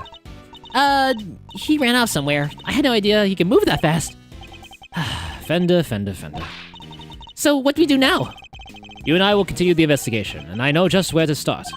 By solving that one particular mystery that's been dodging us this whole time. Knight's body was found in one of the prison workshops, but he was presumably being detained in one of the detention center's holding cells. So how did he wind up on the other side of those heavy security doors? How indeed. Let's start by investigating the holding cells. In Mr. Knight's room, alright? Right? But, what about Mr. Fender? I'm sure he'll find us when he's ready. Sure, but he is kind of our boss, isn't he? Oh well. March 28th, 1:34 p.m., detention center. Corridor crew. The victim cell is just over there. Lead the way, Mr. Edgeworth. Alright. I have just about had it. Who's that? Oh. Warden Lagarde. She must have come from the corridor marking no entry. You still not talking, ma'am? Not even with the evidence you borrowed from the precinct? No, and I tried so many times, I lost count. What am I supposed to do? I can't send in the blank report. I guess a killer for hire was always going to be a tough nut to crack. A killer for hire? Shelly? Shelly the killer? Oh! I couldn't help overhearing, Warden Lagarde, but were you just talking about, Bodhidharma kindness? My, you were listening? How very gauche of you. A girl's privacy is an armor, you know. Do you normally conduct interrogations of the man yourself? Oh, it's not just him, darling. I try to have the occasional tete-a-tete with everyone you see. That's what it means to be a member of the family in this little home of ours. There isn't a person who hasn't made a pilgrimage to my office at least once. Your office? How sweet. He's angling for an invite. Well, I suppose it is the hottest ticket in town. Oh, he's a cute little thing, cute little fox. It's down the corridor here, darling. But FYI, I don't just let anyone wander in willy-nilly. Let's see. That will put it right around here. It's a wonderful room, if I do say so myself. All my guests rave about it. And who wouldn't want a view of my fabulous garden in the yard? Ooh la la! The yard? If it's anything like the rest of the place, it's probably full of adorable animals, right? Can I see? Building layout updated. Alright. Oh, darling, it's so sweet of you to take an interest, but I'm afraid that's just not possible. Why not? Because you're not a member of our home. If you want to see that badly, you'll just have to get convicted for doing something unspeakable. Whoopsie. Oh. There goes my lever. Oh, where'd it go?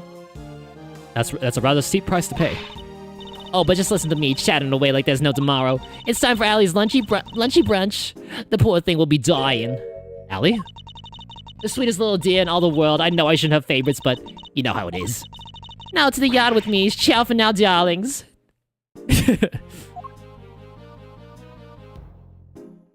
Bye-bye. I wanted to ask her more about Candace, but she dominated that conversation from start to finish. Let's go investigate the victim's cell, shall we? Let's do it. Oh boy. Here it is. March 28th, 1:43 p.m. Detention Center. Holding cell. So this is Knight's cell. When do you think he was brought in, Mr. Edgeworth? Would it have to have been the evening of the 25th, just after the events at the lake? And then at some point, he wound up in the prison proper. But how? There must be some evidence here that will point us in the right direction. Alright, let's get looking, Mr. Edgeworth. Begin investigation! Before I do that, I have to go to the bathroom. So we'll finish this up here. And I'll be right back. A little bit of a bathroom break, and we'll continue this. Be right back! Oh, it doesn't work anymore. Be right back.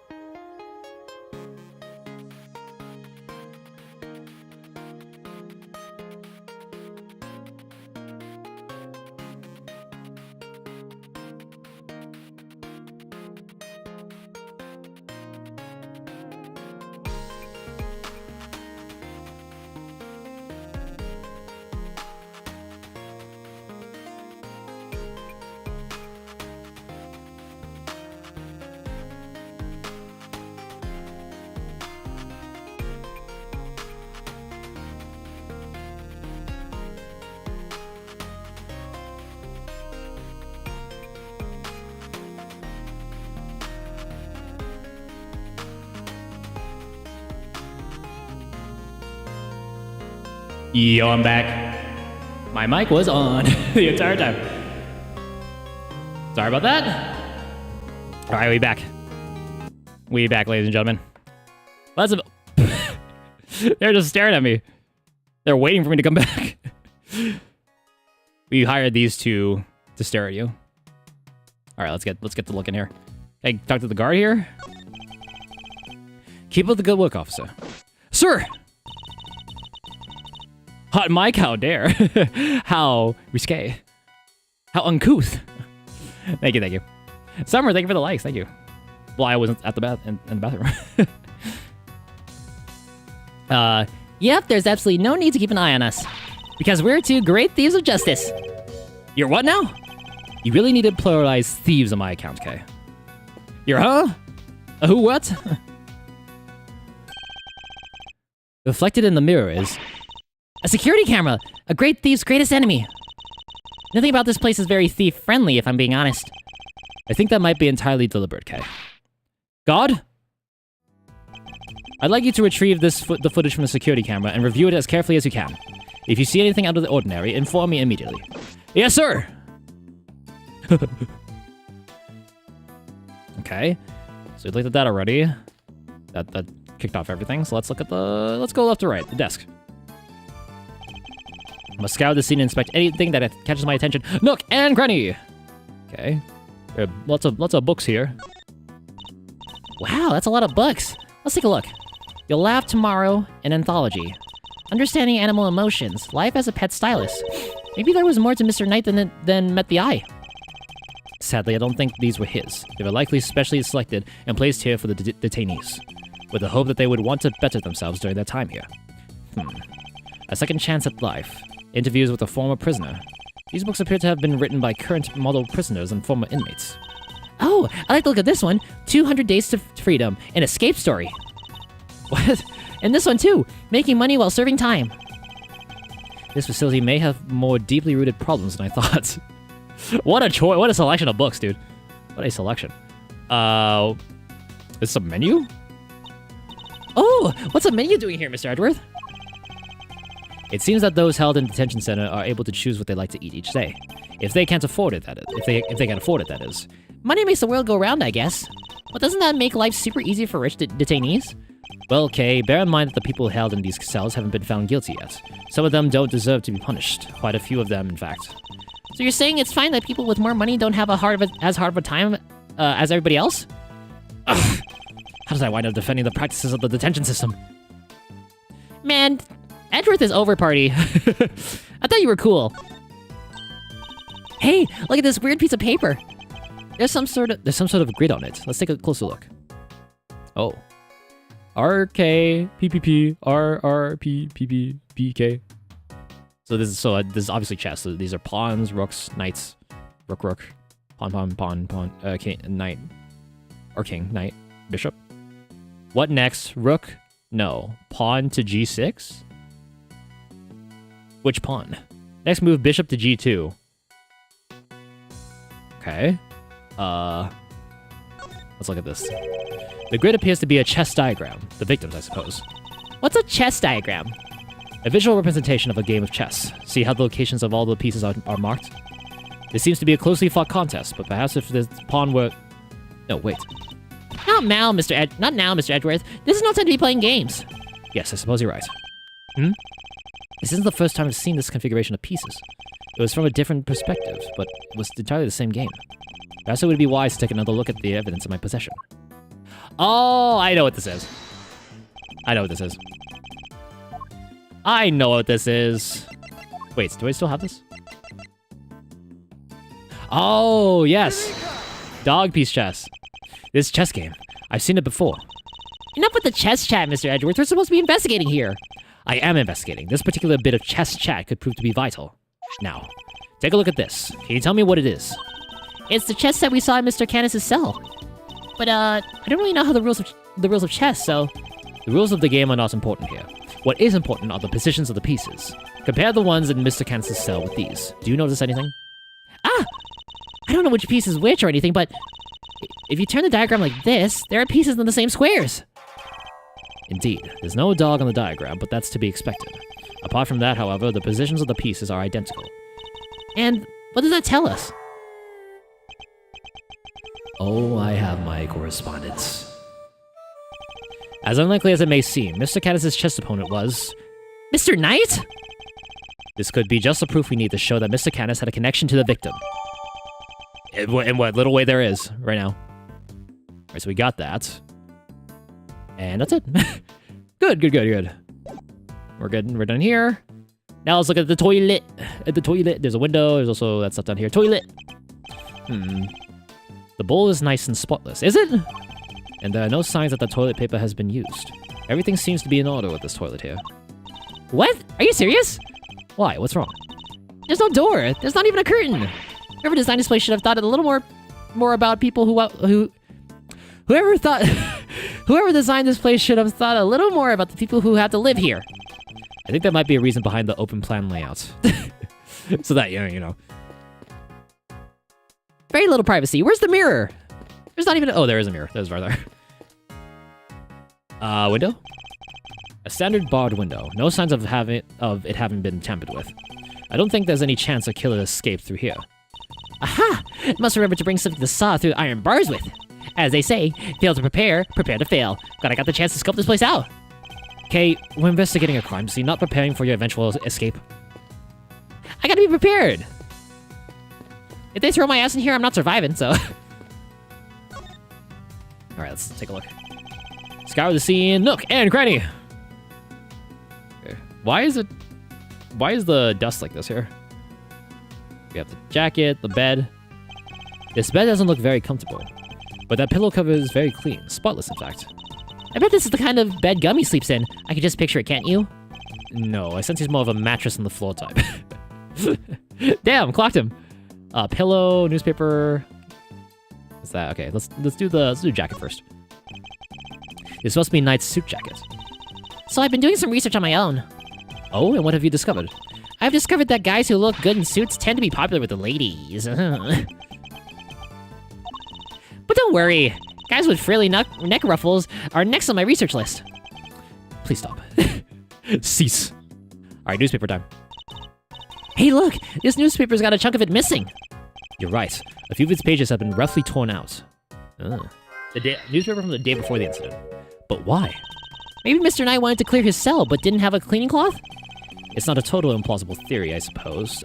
But who would try to clean their cell? Was it this here? Down there, perhaps? Is there anything else here? Bed frame, pillow, no. Bed, no. Jacket, no. In here. Is that cobwebs under there? Okay. So, there's something else here I need to look at? Every nook and cranny. Every nook, every cranny.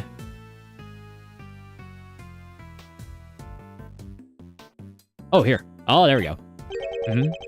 There's something different about this spot here. This part of the floor is weirdly clean. Did somebody wipe it down or something? There we go, I knew it. Why would somebody only do the part right next to the bed, though? Okay, so now we have everything.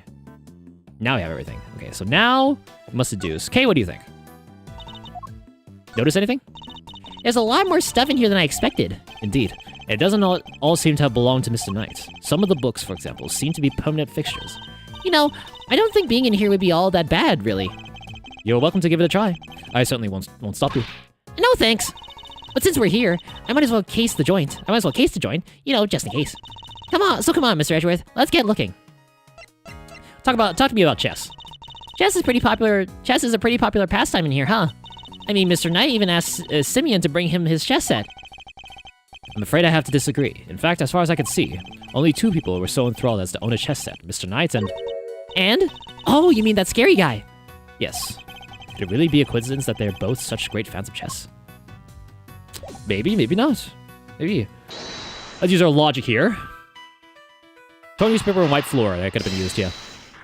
Could use that to wipe the floor. Yep. That's the only thing we got. This spot of the floor has been wiped clean. Maybe he spilled some grape juice? Who knows, but we can certainly imagine what he used to do the wiping. The torn out pages of the newspaper. Why wouldn't he just ask the guard for a cloth or something, though? Perhaps he didn't want anyone to see what he was wiping up. Cocaine. Okay, cool. Complete. Easy. I think we've about exhausted this cell. We've made significant progress by establishing a connection between Mr. Canis and the victim. This is bad, sir. Is that the god? The security camera footage, sir. I watched it, and what is it? Can you show it to us? Yes, sir. I have a small playback monitor with me. And what are we waiting for? Let's see it. He brought it with him all this way. Oh. 3D! Whoa! Whoa, whoa, whoa, whoa, whoa, whoa, whoa, whoa, whoa, whoa, whoa, whoa. That was smooth. Did you see that? That's the smoothest 3D we've ever seen in this game. What's that? That black thing. It's that dog, right? Until now, our assumption was that the crime had taken place inside the prison proper, but it seems that assumption may have been wrong. He was dragged? Knight had actually been attacked in this location. In the holding cells. Right here in the detention center. And the perpetrator was indeed Mr. Canis' dog. And this is just the evidence we need. Was it the dog? I couldn't really tell it was a dog. Do we see that again? Do we have it now? No, we don't. Oh, yeah. Now we do. Security camera footage data jotted down. Footage of the detention center. It's being attacked by a dark form, so we can't know for sure if it's the dog. Can I watch it again? Can I watch it? Play it again. Play again. Ah, damn it. And if this were where Knight was actually murdered, then one of the pieces of evidence we found here in his cell takes on a whole new meaning. If Knight's cell was the crime scene, which piece of evidence takes on new significance? If Knight's cell was the crime scene, which the evidence takes new significance? It would be the glove. Yeah, so why would the glove be there? No. Yes, this piece of evidence now means. What's wrong, Mr. Edgeworth? You're very quiet all of a sudden. No, I'm just gathering my thoughts. Gathering my thoughts, really.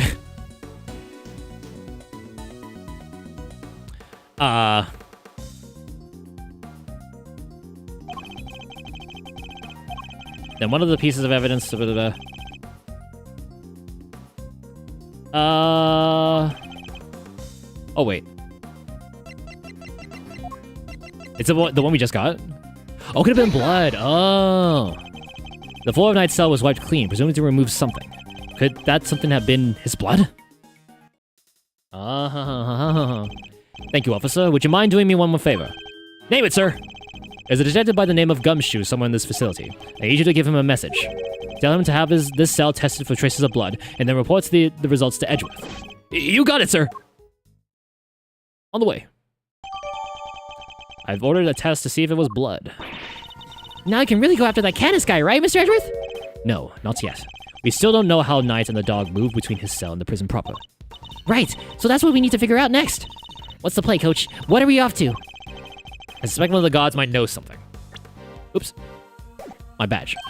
We should ask those posted nearby and see what they have to tell us. Okay. March 28th, 2:15 p.m., detention center. Come on, come on. Okay, time to get asking. Huh? Whoa, really? He's back. Thanks for the tour. Later. He's back, dude. Agent Lang. This frick-ass glasses. Well, Mr. Prosecutor and his little friend. I didn't expect to run into you here. Must be my lucky day. This is Agent Shi Long Lang of Interpol. He was in charge of a case I worked on 2 weeks back. I thought he had gone home to Shangfa after that, but here he is. You had some business to take care of, I take it, Agent Lang. You could say that. Nothing that need concern you, though. First a black hound, now a wolf all in black. Hey, wait, why are you all alone today? That's true. He's usually accompanied by an army of police officers. I hear you were at it again a couple days back, sticking your nose into things. A couple of days back? Ah, he means the incident with the president of Shangfa. Actually, I had thought you might be there as well, heading up the security detail. Our president doesn't have much faith in the efficacy of his own country's police force. Maybe now he'll think twice before using contractors again. Amateurs. Agent Lang doesn't have much faith in prosecutors or the courts to do their jobs right, which is why he's so meticulous about investigating with his hand-picked criminal crop officers. Indeed, no doubt things would have turned out differently had you and your men been in charge. My men, huh? Yeah, those guys aren't around anymore. What? They're not? It's funny, isn't it? I'm a real lone wolf now. What are you saying, Agent Lang? What on earth happened? I told you. It doesn't concern you. See you around, Mr. Prosecutor. And there he goes, just as quickly as he arrived. Wow. You seem not okay. Yes, and I would very much like to know why, but there's nothing we can do about it right now. We'll worry about Agent Lang later. We have an investigation to conduct. All right. Let's start by talking to these guards. All right, we have a talk. Let's see. Anything else to inspect here? It's a security gate that can detect metal objects. Am I the only one who gets a little nervous when I have to go through one of these? It's the same whenever I see a cop. I know I've done nothing wrong, but I still get anxious. Because you go around calling yourself a great thief, hmm? Ever thought of that, idiot? No, I can't call Kay an idiot. It's the door to the observation room. Observation? You mean, are they always watching us? Or maybe they're just watching you and laughing at all the weird stuff you do. Weird stuff? I'm a perfectly normal. He's so normal. Edgeworth is so normal. He's so normal. He's so normal. I'm so normal. He's so normal. I'm a perfectly normal person who does only perfectly normal things, I'll have you know. He's so normal. I'm so normal. He's so normal. Handcuffs? Oh. Hello. Oh man, I am in so much trouble. What's the matter? You seem perturbed. Oh, well, you see, one of my uniforms is missing. I could have sworn it was right here in my locker. Did you grow a pair of legs and run off somewhere? Where in the world did that idea spring from? Anyway, I hope you track it down soon. I'll be rooting for you. Thanks. I appreciate it. Okay. We have that as a piece of evidence now. On March 26th. I guess that's today. These are the guards' lockers. I bet they keep their uniforms in there. Snacks too. Snacks? Really? Well, that's what I'd keep in there if it were me. You know that not everyone is you though, right? I would like it to be. Okay, display case. There's an assortment of trophies in there. Just once I want to give someone a trophy. What sort of award would a great thief hand out? Greatest Rubik's gift, of course. Oh, but if I enter the contest, I guess it'd just turn into me handing the trophy to myself. Put the picture of Obama putting a medal on himself. I'd worry more about finding a venue willing to host such an event. There's no entry. Looks like the office is down this way. No entry, though, according to the sign. Don't they know that telling people not to do stuff just makes them want to do it more? It's human nature. I would argue that it's the ability to resist such urges that makes us human. To err is to be human is to err is to human. What was the saying? I was wondering, have you seen an enormous black dog wandering around here recently? That thing? No way. If I had, I'd pee my pants. Well, let's just say I'd be a lot more nervous about standing guard here. So, do you and this dog have some kind of history or something? Not now, Kay. You should know when to let sleeping dogs lie. Ha ha ha ha ha ha. By the sound of it, Candace's dog hasn't been spotted on the side of these heavy security doors. Hey, hey, hey! Are those my faithful assistants I see before me?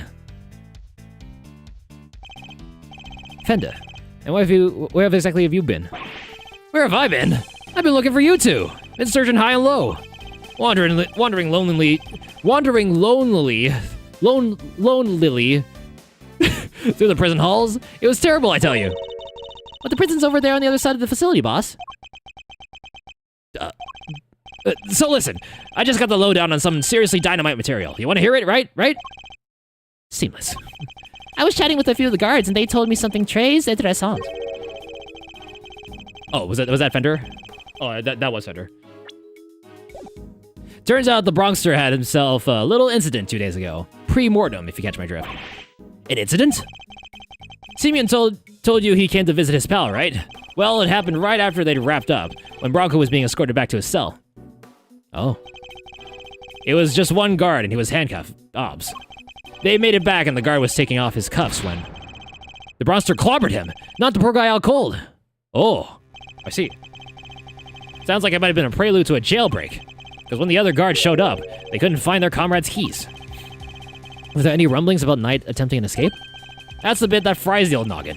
There were none. He just sat in his cell, then turned up dead. And what's more, he swore right to the end that he never stole the keys. They turned his cell inside out too, but no dice. The god who was struck. What did he have to say? Nothing. Poor guy was still out when they took him to the hospital. Word is he's still there. There's nobody around to tell us what really happened. I guess we'll have to go to the hospital. They were stolen. They have yet to be recovered. What the? It's you losers. That's all we need. Is that winner? It's you winner. It's you losers. Why are you still hanging around here like a bad smell? Hey there, little buddy. Listen, Miles here is working with me now as an associate. Nonsense! You're just here to cause trouble and turn my investigation into a fart! Eustace means farce, of course. A simple slip of the tongue. It seemed like a reasonably apt choice of words to me. Judge Cavell, nice, great to see you again. I know who you are. You are Simeon Saint's attorney. Guilty as charged. Now that we've broken the ice, how about a friendly... Or not. I'm totally cool either way. Now, did I hear you correctly? That Mr. Edgeworth has joined the defense team? Yep, and me too. We're officially employees of the Edgeworth & Co. But a prosecutor is a public servant. You would draw your sword on the goddess to work for personal gain? It's not the problem if I'm not getting paid, though, correct? Exactly! What he said! Miles here is just a volunteer! We're all about the pro bono stuff over at Edgeworth & Co. How wonderful. So you all work without reward? The goddess would surely approve. Yeah! I'm a regular philanthropist. Judge Cavell, I was hoping to ask about the grounds for Simeon Saint's arrest. That information is on a need... Is that a challenge I hear? No, I was just asking Judge Cavell... I'm always ready for a little verbal combat to show you what it takes to be a real winner. How is it verbal combat if you won't let me speak? Still, this could prove useful. Fine, we'll do it as you suggest. Now, if you could begin by telling us why Mr. Saint was arrested. There will be no need for that. Eustace, we should... Not now, Cavell. Watch and wonder. 1, 2, 3, 1, 2, 3. As I put this pathetic prosecutor in his place, he's going to run rings around me. I think you meant to say that you would be the one running rings around me. And I will, so badly that your ears will be ringing. Prepare to be humbled, Edgeworth. Are we doing mind chess? Oh no, we're just doing regular old... Hey, this is longer than I thought. Longer than I thought. Okay, here we go. Reason for arrest. You want to know why I arrested that man? It's simple. Simple. I found evidence. Evidence of him all over that thing. How's that for some wingingly incontrovertible, conclusive proof? And who saw the truth first? Why, me, of course. Winner by name, winner by nature. Where do I even begin? Look at you, utterly lost for words in the face of such mastery. I'll take your silence as yet another win. Honestly, does he ever shut up? You said that you were the one who arrested Mr. Saint. Would you even have the authority to do so, Mr. Winner? Well, obviously, it was the police who actually arrested him. But I told them to do it, so I think I can claim the credit, don't you? Of course that's what he meant. This is clearly going to take a while. A shame, really. Given that I'm much more interested in what Judge Cavell is silently thinking over there. And in Judge Cavell in general. Reason for arrest. You wanna know why I arrested that man? I'm just checking, but you do know who it was you arrested, correct? Is this some kind of joke? Of course I know who I arrested. It was... Simeon Saint. Good to know he remembers that much, at least. I had rock-solid grounds for arresting Simeon Saint. First-rate reasons. Rock-solid, you say? I'm impressed. Hold on. I know what you're doing here. You're trying to butter me up. Well, it might work on the chumps you meet in the court. But it won't work on me. Whoa! That's stepping back. The evidence we found is certainly rather damning for Mr. Saint. Perhaps you should tell Mr. Edgeworth about it, Eustace. Damning is right, and it was on the strength of that evidence that I decided to arrest him. It's simple. Simple, really. I found evidence all over that thing.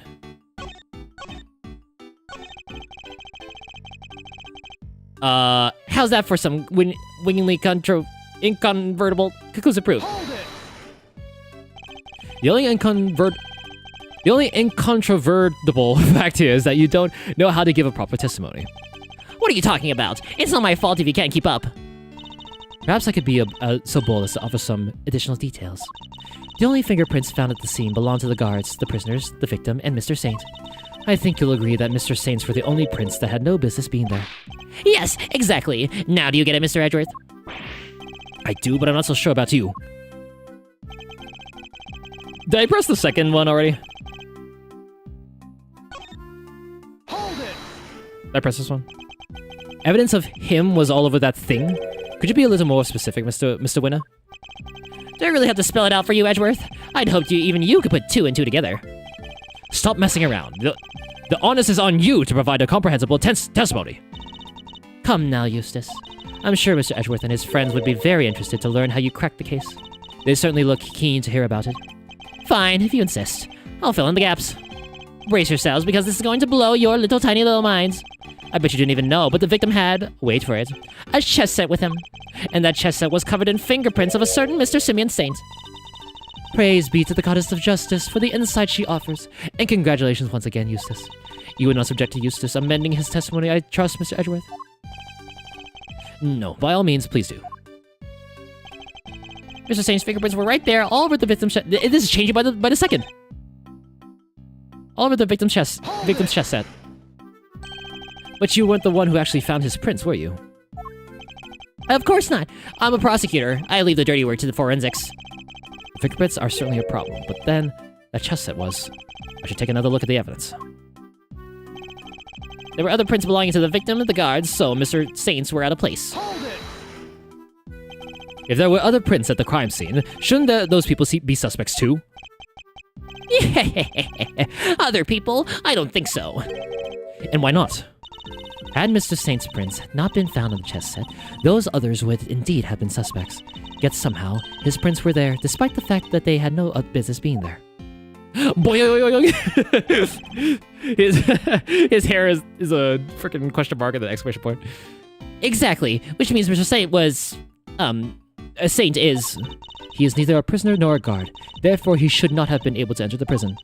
Finding his prints in a place he shouldn't have had access to is grounds enough for an arrest, no? Yeah, what she said. Not bad, Gavel.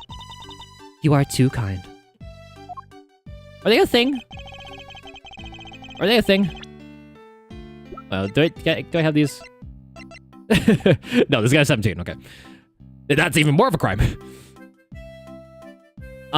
And who saw the truth first? Why, me, of course. Winner by name, winner by nature. Hold it!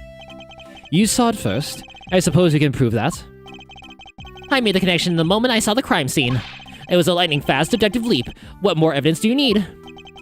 Well, you haven't given me any evidence at all so far, so... You still don't get it, do you?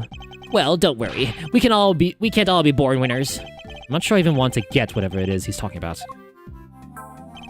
A winner's education awarded. Get achievement for that? For what? What was that? I figured it out in a flash. In a matter of late years, the winner wins again. Hold it! Are you sure you mean light years, Mr. Winner? Maybe? Light years are a measure of distance, not time, Eustace. An easy mistake to make. Oh! What was that pause for? Was he rebooting from a blue screen moment? Edgeworth knows what a blue screen is. Well, that was... kind of vague. And really hard to follow. Indeed. Perhaps I better start by teaching him how to properly express himself. Don't hold back, Miss Edgeworth. Knock him into shape. Alright. So, full of holes this is. Just the fingerprints was all over. All over the victim's chest set. So, do we show the chest set again? Is that all we need to do?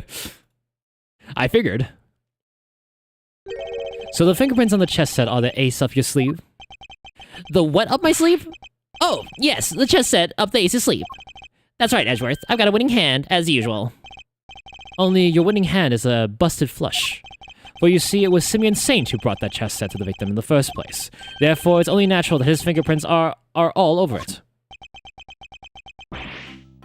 Yeah! It took a while to sink in. In conclusion, those fingerprints aren't proof of anything, and Mr. Saint's arrest was premature. Premature. The incident took place here within the walls of this facility, and being neither a guard nor a prisoner, it makes very little sense to suspect Mr. Saint. Oh! Now what? I think you might be the premature one here, Edgeworth, and I think you were the one accusing me of being hasty. Do you only just work out what that word means? Yes. Sure, I identified Mr. Saint as a suspect faster than pretty much anybody else. And I won the race when it came to picking out the crucial evidence, too. I'm quick on the draw, you see. But hasty? Not at all. You're right that Mr. Saint isn't a guard or a prisoner here, but he was... Oh. Eustace. Judge Gavelle. Put out, Gavelle. I have him right where I want him. Forgive me, Eustace, but if I may, while the particulars of the suspect are indeed fascinating, don't we have something a little more impressive to share with the prosecutor? Something more impressive? If you wouldn't mind, Mr. Edgeworth, Eustace made an ingenious deduction cornering the murder weapon. Perhaps you would like to hear it. Yes, of course. That's well remembered, Gavelle. Listen to this, Edgeworth, and prepare to be amazed. Will this ingenious deduction explain why Mr. Saint was arrested? Let's just say you won't be disappointed. Judge Gavelle deliberately diverted the conversation away from my line of questioning. What exactly is she up to? Will she be the judge in these future investigations? All right, here we go. The whereabouts of the murder weapon. Fact 1. The murder weapon was some sort of metal blade. Fact 2. Potentially deadly blades are strictly controlled within the prison walls, as we both know. From these two facts, I conclude that the weapon in question must have come from outside. It must have been hidden inside the chess set. That's what I think anyways. And since the only prints we found on the chess set belong to the victim and the suspect, I'd say it's blatantly obvious who brought the weapon in and used it, wouldn't you? If nothing else, his testimony this time's a little more comprehensible than the last. Another winning deduction brought to you by one winner, Eustace, Prosecutor Extraordinaire. More like one winner, useless prosecutor extraordinaire, if you ask me. Oh! How can anyone even hide a weapon inside that chess set? A good question. Why don't you take a look for yourself? Inside the chessboard? I suppose there's only one way to find out. Oh, look. Looky. It's a latching lock. Hey-ya! There's nothing in here but chess pieces. Yeah! That laugh is really something. He seems pretty convinced that the weapon was hidden here somewhere. I better take a closer look. So just take out the... Is it layered? These are chess pieces, right? I've seen the ones you have in your office. So how come these are black and white? Most chess pieces are. The ones in my office are custom made. As in they're unique? And probably valuable? I like the sound of that. She's got that glint in her eye. She'd better not be planning a robbery. Okay. Behind here, maybe? There's something else here? More than meets the eye? Transformers, robots in disguise.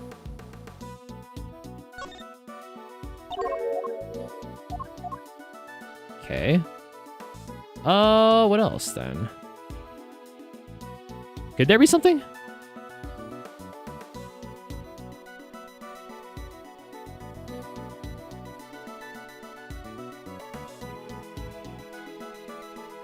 Oh!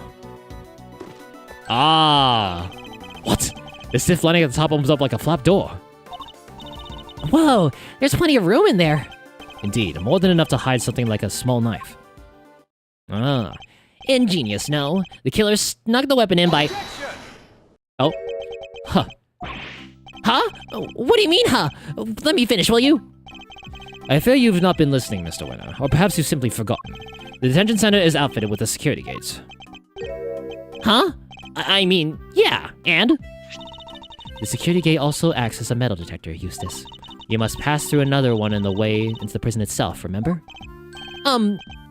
Yes. Yes, that's right. Of course I remember. He definitely didn't. It would have been impossible to smuggle a metal blade through such a gate and into the facility, which would seem to blow a rather large hole in your reasoning, Mr. Winner. Overruled. The gate is only used to scan people. Any items they bring into the facility are only subjected to a cursory check. Are you telling me that the chess set wasn't put through a metal detector? It should have been, unless It seems the guards have grown a little lax in that regard of late. Wow, throwing them on the bus now. It belongs to Knight, has a secret compartment. Security gates. Deployed at the entrances to both the detention center and the prison proper. Capable of detecting items made of metal. Very good. Thank you, Gabelle. It was my pleasure. Y'all, now, Mr. Edgeworth, if you would be so kind as to begin your cross-examination. Cross-examination? It's like she's holding a trial. Well, no matter. Let's see how well this ingenious deduction of Mr. Winter holds up, shall we? Let's do it, let's do it. I'm into it now. Fact 1, the murder weapon was some sort of metal blade. Let's just keep pressing and guessing. A metal blade, you say? And do you have any evidence to support this? Ha!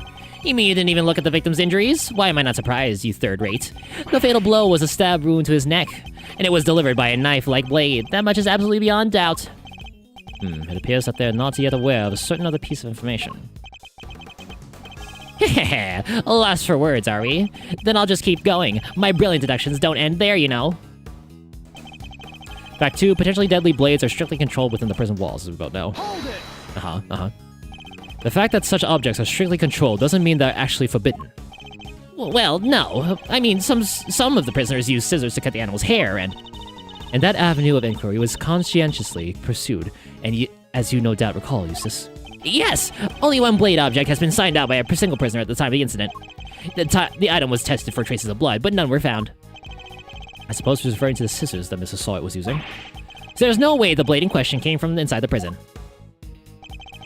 From the two facts, I conclude that the weapon in question must have come from outside. Hold it! Outside? What does that mean exactly? Haha! The opposite of inside, you numbskull! Was that an attempt at a clarification or put down? Because it clearly accomplished neither. What Eustace means to say is that it must have been brought in from outside the prison by Mr. Saint. Honestly, Edgeworth, if you haven't figured that out by now, then you're an even bigger loser than I thought. The feeling is mutual, believe me. Mr. Saint clearly brought the murder weapon into the prison. The question is how? Must have been hidden inside the chest set, that's what I think anyway. But no murder weapon was found at the crime scene, and there's nothing inside the chessboard either. I'm curious, Mr. Winter, do you also have thoughts about where this weapon might be? Well, the perpetrator must have hidden it somewhere in the prison. Is there a problem with this claim? No problems for now. No, I suppose it's fine. Very well, please, Mr. Winter, continue. Oh, where was I? Oh yes, I was just saying how the murder weapon must have been hidden inside the chessboard. Since the only prints we found on the chess set belong to the victim of the suspect, were those really the only prints you found? It's just like Dad always says. Men are foolish creatures, my boy. You mustn't be shallow. Huh? And I am not shallow! I don't get it. What is he even trying to... You wouldn't do something as shallow as lying to win. That's what you meant, isn't it, Eustace? Oh. Huh? Oh, right. Yeah, that, 100%. I am not even shallow enough to lie, so what I said about the fingerprints is true, therefore... I'd say it's blindly obvious who brought the weapon in and used it, wouldn't you? And would you care to name this person? It's elementary, my dear fellow. The killer is you! But Mr. Saint isn't here right now. Mr. Winter is having a moment, Kay. Try not to rub it in. Oh, I get it. You want to play great detective, huh? If you guys are done mocking me! The deductions in his previous testimony stunk worse than a skunk. He was only bailed out by Judge Gavelle's wisdom, or rather, her own deductions. These are going to get rough fast if she's our real opponent. Any bright ideas, Miles Areno? Yeah, of course. There's one fact Mr. Winter and Judge Gavelle are not yet aware of. Their line of reasoning may appear to be solid at first glance, but there's actually a giant gaping hole in it. Now that's what I like to hear. If I press them for more information, the flaw in their reasoning should reveal itself soon enough. I just need to find the correct angle of attack. Alright, on the fourth one, we press it. Hold it! There is a problem. They hid it somewhere inside the prison. That seems unlikely. In fact, I can prove that's not the case. What evidence suggests the murder weapon isn't inside the visitor? Yeah, inside the body, blade side, door sensors, prison roll call, and the rest of these. It's the prison roll call, isn't it? Because they have to check. Take that! What? That's your evidence? Yes, and it's quite conclusive, I think you'll find. Oh, well. Ignore him, Eustace. His evidence clearly proves nothing. Oh, right. I knew that. Uh-oh.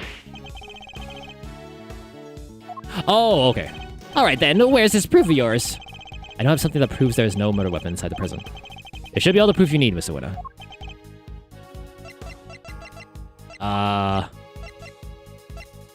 Oh, prison search. Okay. Prison roll call. I thought these were the same thing. Sorry. Winner, Gavel, and Warden searched the prison for the murder weapon but couldn't find anything. Oh, you're right. Yeah, they couldn't find anything. Has he forgotten already? I'm starting to worry about your memory, Mr. Winner. Didn't you and the good judge search the prison with Warden Lagarde? And didn't you fail to find a likely murder weapon? Oh my god, ow. Ow. Well, yes, but I guess we just missed it, that's all. Wow, way to undermine yourself. You're saying your search wasn't entirely thorough? You, the so-called winning rookie? Stop making fun of me. Oh. Where does she slam it down? Eustace. Calm yourself. Breathe deeply. Do not allow your opponent to get under your skin. 1, 2. You're right. I am a winner. Why should I let a third-rate loser like Edgeworthless here get under my skin? I never thought of that. That's good. I'll give you that. That's good. I'll thank you to leave my name out of this. Well, I'm Kay Faraday, and I'm A-OK. Not you two, please. Look, it's simple. Since my first-rate investigation didn't turn up any weapon, it means there wasn't one to find, which leaves only one possibility. The murderer took the weapon with him when he left the prison. That's why we couldn't find it when we looked, obviously. But what you are proposing is impossible. And this proves why the culprit couldn't possibly have taken the weapon out of the prison with them. The metal detectors. we just talked about this. We just talked about this. More memory trouble, Mr. Winner? Now you're forgetting things you yourself said. Are you making fun of me again? Oh, so you remember what I said. But perhaps you might have been better served by remembering this. What's that? Wait, does he seriously not remember? It would certainly seem that way. There's a security gate at each of the entrances to the detention center and the prison proper. Coming from the prison, anyone leaving the facility would have had to have passed through both of them. 2 gates, both fitted with metal detectors. Oh, wait, now I remember. Looks like he got his memory back. So as you can see, there's no way anyone could have taken a weapon out through both gates. And therefore, there's no way the murder weapon could have left the building.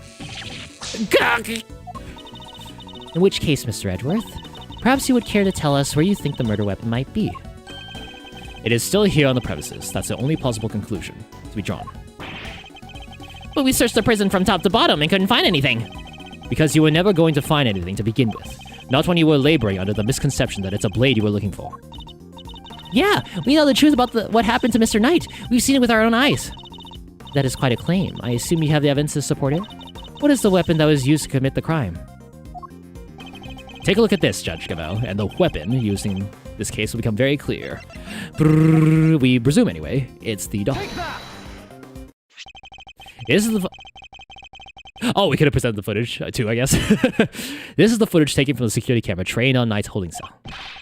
Now, watch for yourself and see. On this little monitor. 3D!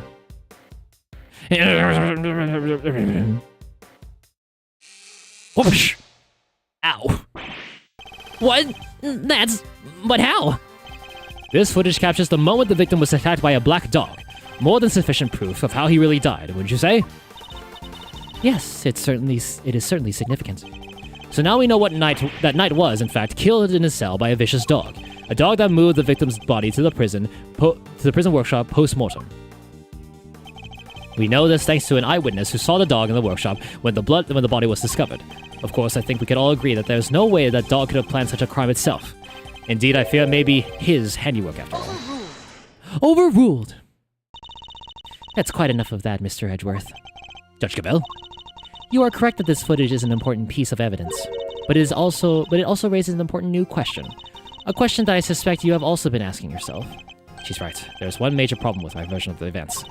The black dog, the one that belongs to one of the inmates. How did it move between the holding cells and the prison proper at will? Oh! How do we answer that one, Mr. Edgeworth? The truth is, I don't know yet. Heh, of course not.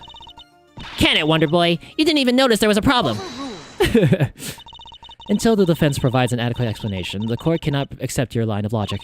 That is all. This court is adjourned. Ads starting Oh, soon. psh. Snooze 'em or lose 'em. Your But, viewers, wait! that is. There's still so much more to explore. Uh-oh.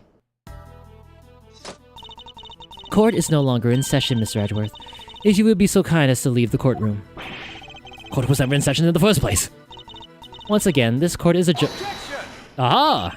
We may not have all the answers yet, but you haven't explained yourself either regarding Mr. Saint. What do you mean? Just as we don't know how the dog made it into one of the detention center's holding cells, you can't know how Mr. Saint could have made it inside the detention center, let alone the prison either. He would have been allowed as far as the visitor's room to see his friend, but no further.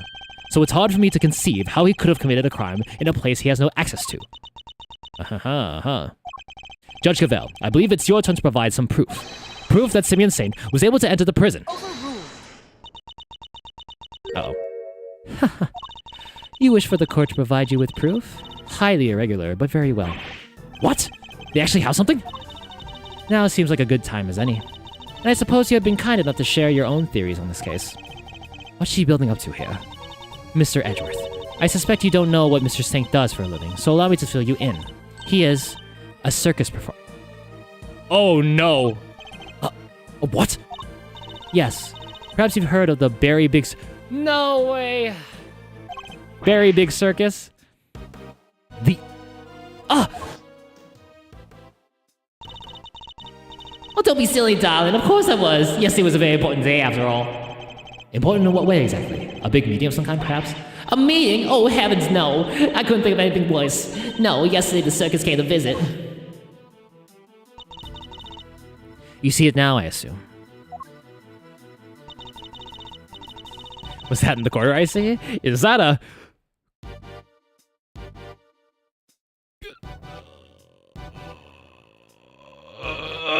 Koopa! Droopa! What's up, David? Good to see you, dude. Welcome. Yep, it's still there. That was there from when we last played Mario Party. That's been there ever since on the scene. We kept it there. Put a pixelated filter on that. How are you, dude? It's there ever since. It's a hallmark now. Welcome, welcome, welcome. We're in the middle of this case here, and we're immortalized by honor. We're actually talking to a judge, Her Honor here. As I'm sure you are aware, a show was held yesterday for the prisoners' entertainment. A show featuring animals and performers. A show featuring animals and performed by members of the Berry Big Circus. So, does that mean Mr. Saint? Yes, Mr. Saint was allowed inside the prison as part of that show. Yeah. A fact that has been confirmed beyond reasonable doubt. She held onto that fact until the last possible moment. She let me run up my own theory, and only afterwards did she use it to reveal the truth. Wait. What out, Cavell? I have him right where I want him. Forgive me, Eustace, but if I may, while the particulars of the suspect are indeed fascinating, don't we have something a little more impressive to share with the prosecutor? Thank you, David. Thank you. Let me give David a shout out. A shout out. That must be why she steered him into a different topic back then, too. I got you good, didn't I? You third-rate prosecutor. This has nothing to do with you. Gentlemen, this court is well and truly adjourned. If I may offer a word of advice, Mr. Edgeworth. Your conduct as a prosecutor is already in question. You would do well to remember that you were removed from this case for that precise reason. What are you trying to say? That the committee reserves the right to confiscate your badge at any time. Should you wish to retain it, you would do well to avoid crossing paths with us again. Is that the threat? The goddess of justice is compassionate, Mr. Edgeworth, but she is not endlessly forgiving. Oh, and one last thing. You are no defense attorney. Abandon this foolish pretense. Thank you for your concern, but I do not abandon anything. But what I start, I finish. Well, do try to remember that the two jobs are not one and the same. And that a defense attorney is expected to develop something of a bond with their client. Next time, finding out your client's real occupation might be a good place to start. Now, I really must be going. May the goddess of justice watch over you all, and smite you in particular, Edgeworth. They hate me. They hate my ass. Hate my guts. Dude. So Simeon lied to us. Not just you two. Guy took me for a ride too. What's his deal? Whoa, whoa, whoa. You're not having second thoughts about all this, are you, Milesy boy? Sure, Judge Cavella's a tough cookie, but that doesn't mean you can't just give up the ghost. The defense never rests, as a wise man once said, and that goes for associates too. Don't worry, Feda. I have no intention on resting. Nevertheless, our assumption that Mr. Singh couldn't have entered the prison has been proven false, which means we'll need to restart our investigation from square one, I'm afraid. Damn. To be continued. Oh, man, there we go. There we are. That was a long one. Save your progress? Of course, of course. Oh, I remember that place. I remember that. Oh, I know what you got written. The first game. Okay. Ladies and gentlemen of the jury, that is it for today. Thank you so much for being here. Thank you for watching. This was a long one. I didn't mean for it to go on this long, but we needed to go on to a good spot here, to a to be continued place. But yeah, thank you so much for being here, and thank you so much for watching. I am long. I'm the longest guy. They call me 8'7". I mean, it was. Oh, and I'm talking about my height, by the way. Thank you for being here, guys. Big thanks to Tower God for the raid, the blitz. Thank you very much. And yeah, thank you to everybody who liked and followed and subscribed on other platforms. Thank you. I appreciate it. I see you and I appreciate you. No new follows on Twitch here today, but that's fine. That's okay. That's okay. Glad you guys enjoyed. Thank you for chilling out. Thank you for vibing. Thank you for being here with me. Let's go and raid into... Let's see. Who we got? Who have we got today?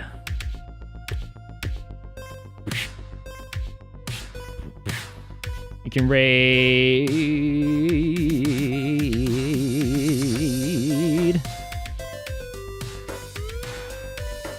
let's go raid Tiff. GB Tiff. They are playing Rhythm Heaven Groove. Oh, they've been going for 5 hours, thank you. Let's go and raid them. GB Tiff. Let's go over. If you like to follow whatever I'm doing, there are my socials here. It's an all-in-one little website for you to get all my links, but you can follow me individually. Blue Sky on Twitter. On the YouTube as well, and if you want to join our community on the Discord, you can at that link there.